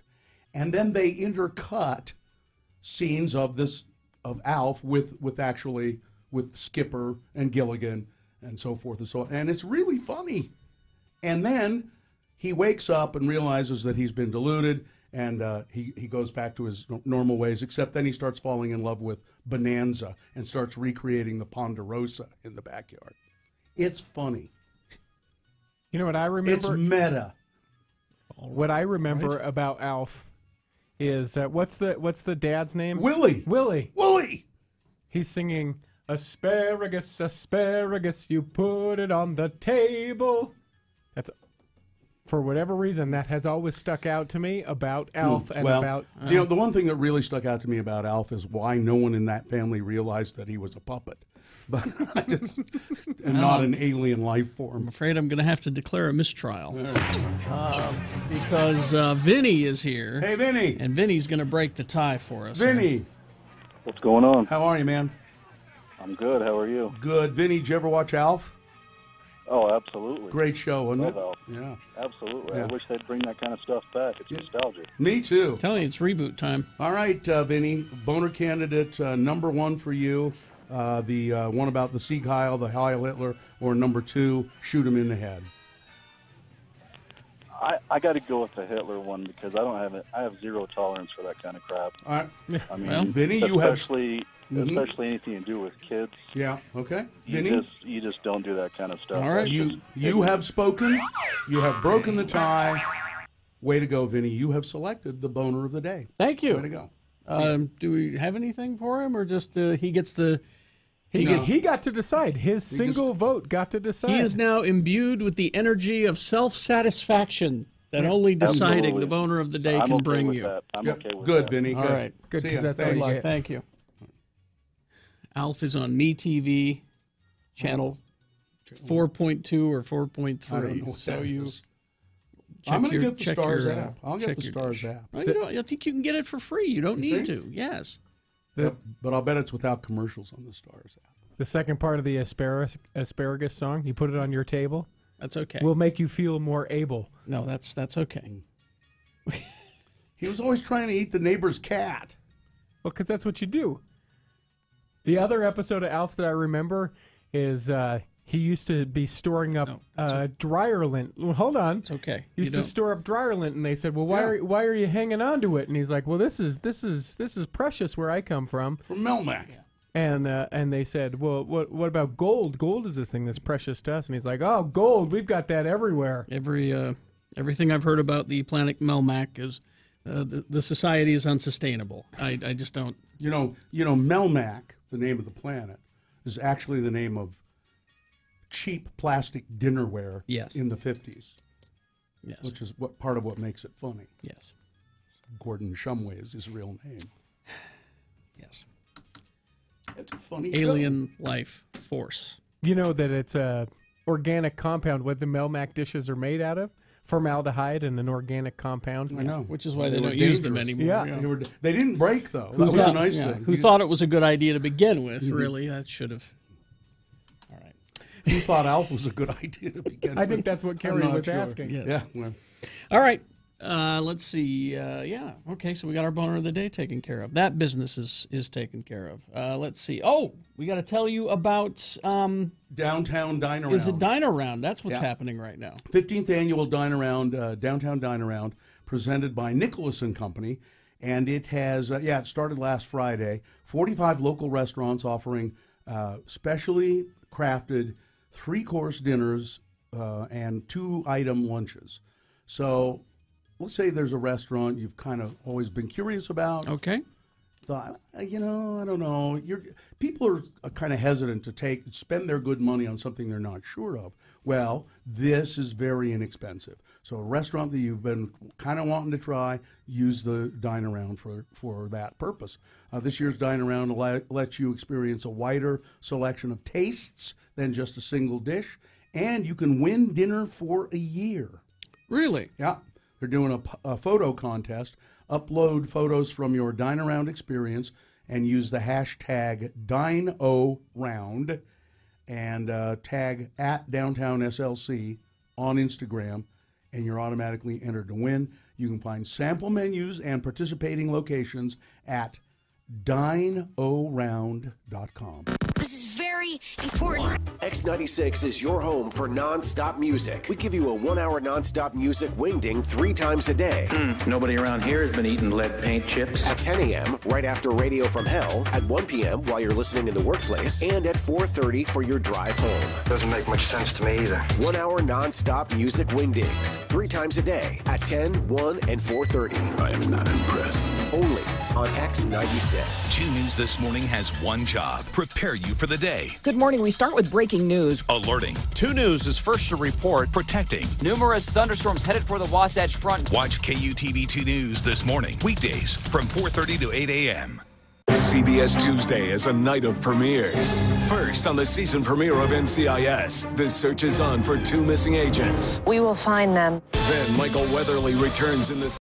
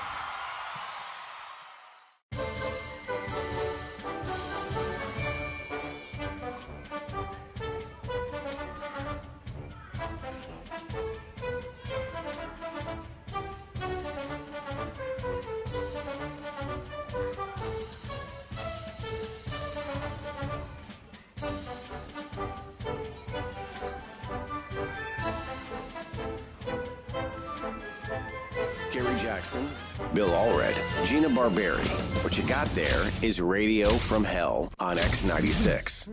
I wonder if this is true. What? The all-knowing suit, our mystery consultant, and I think I've heard this before. Rumor has it that Max Wright, who played the dad on Alf, was once backstage screaming at the puppet while he was high on crack. I don't know if I believe that. It says Google it. He says Google it. Max Wright screaming at puppet. Max Wright screaming at Alf. I want to believe that that's true. I don't know why I want to believe it, but I think I believe Max Wright is. I don't recall ever hearing that he had a crack problem. I think he's no longer. I think he's passed. So maybe the secret went to the grave with him. We need more of those TV series that like MTV used to do, which was the the behind the music. Yeah. And they also did them with TV shows. And Alf behind the scenes? Yeah. That's what we need. Yeah. I'm seeing alleged stuff, but nothing from a credible source. Yeah. It's probably one of those apocryphal rumors. But the puppet was hiding a terrible secret. Cross-cuts of video. Moths had previously infested his... Yeah. The show was called Alf, and someone was jealous. Well, I'll leave it alone now, because no one really wants to hear about it. Alf. I mean, really. Gina didn't call? No, I told you. She tuned her away. to call. I told her to call. I said we'd like you to call. Check in with us. Nothing. Not even a text message back. So as far as I'm concerned, I think you're dead to her. Yep, could be. I think she's pretty pissed. She tuned away. Maybe she's doing investigative work of other things. Let me tell you the one time that Alf was funny. Okay. The one time that Alf... I thought we were going to leave it alone. Okay. The one time that Alf made me laugh. Yeah. It was the episode of The Simpsons. Okay. Where Milhouse traded away Bart's soul for Alf Pogs. And the line was something like, it's Alf. He's back in Pog form. That's the one time that Alf made me laugh. Okay. Pogs. Good Lord. Any joke about Alf on another TV show makes me laugh. And they pop up occasionally. Yeah, Still. they do. Still. Well, it's an alien life form. Name another show like Alf. Alien Life Force. Alien Life Force. Oh, not form? Look it up. Force. Make sure I'm right. Yeah, I'm not sure. I always thought it was form. I always thought it was form too. When I found out it was force, I went, well, that's stupid. Yeah, I wonder why they would do that. That's the only reason that I think I remember it correctly is because Alf stands for Alien Life. Alien life form is what Wikipedia tells me. Alien life form.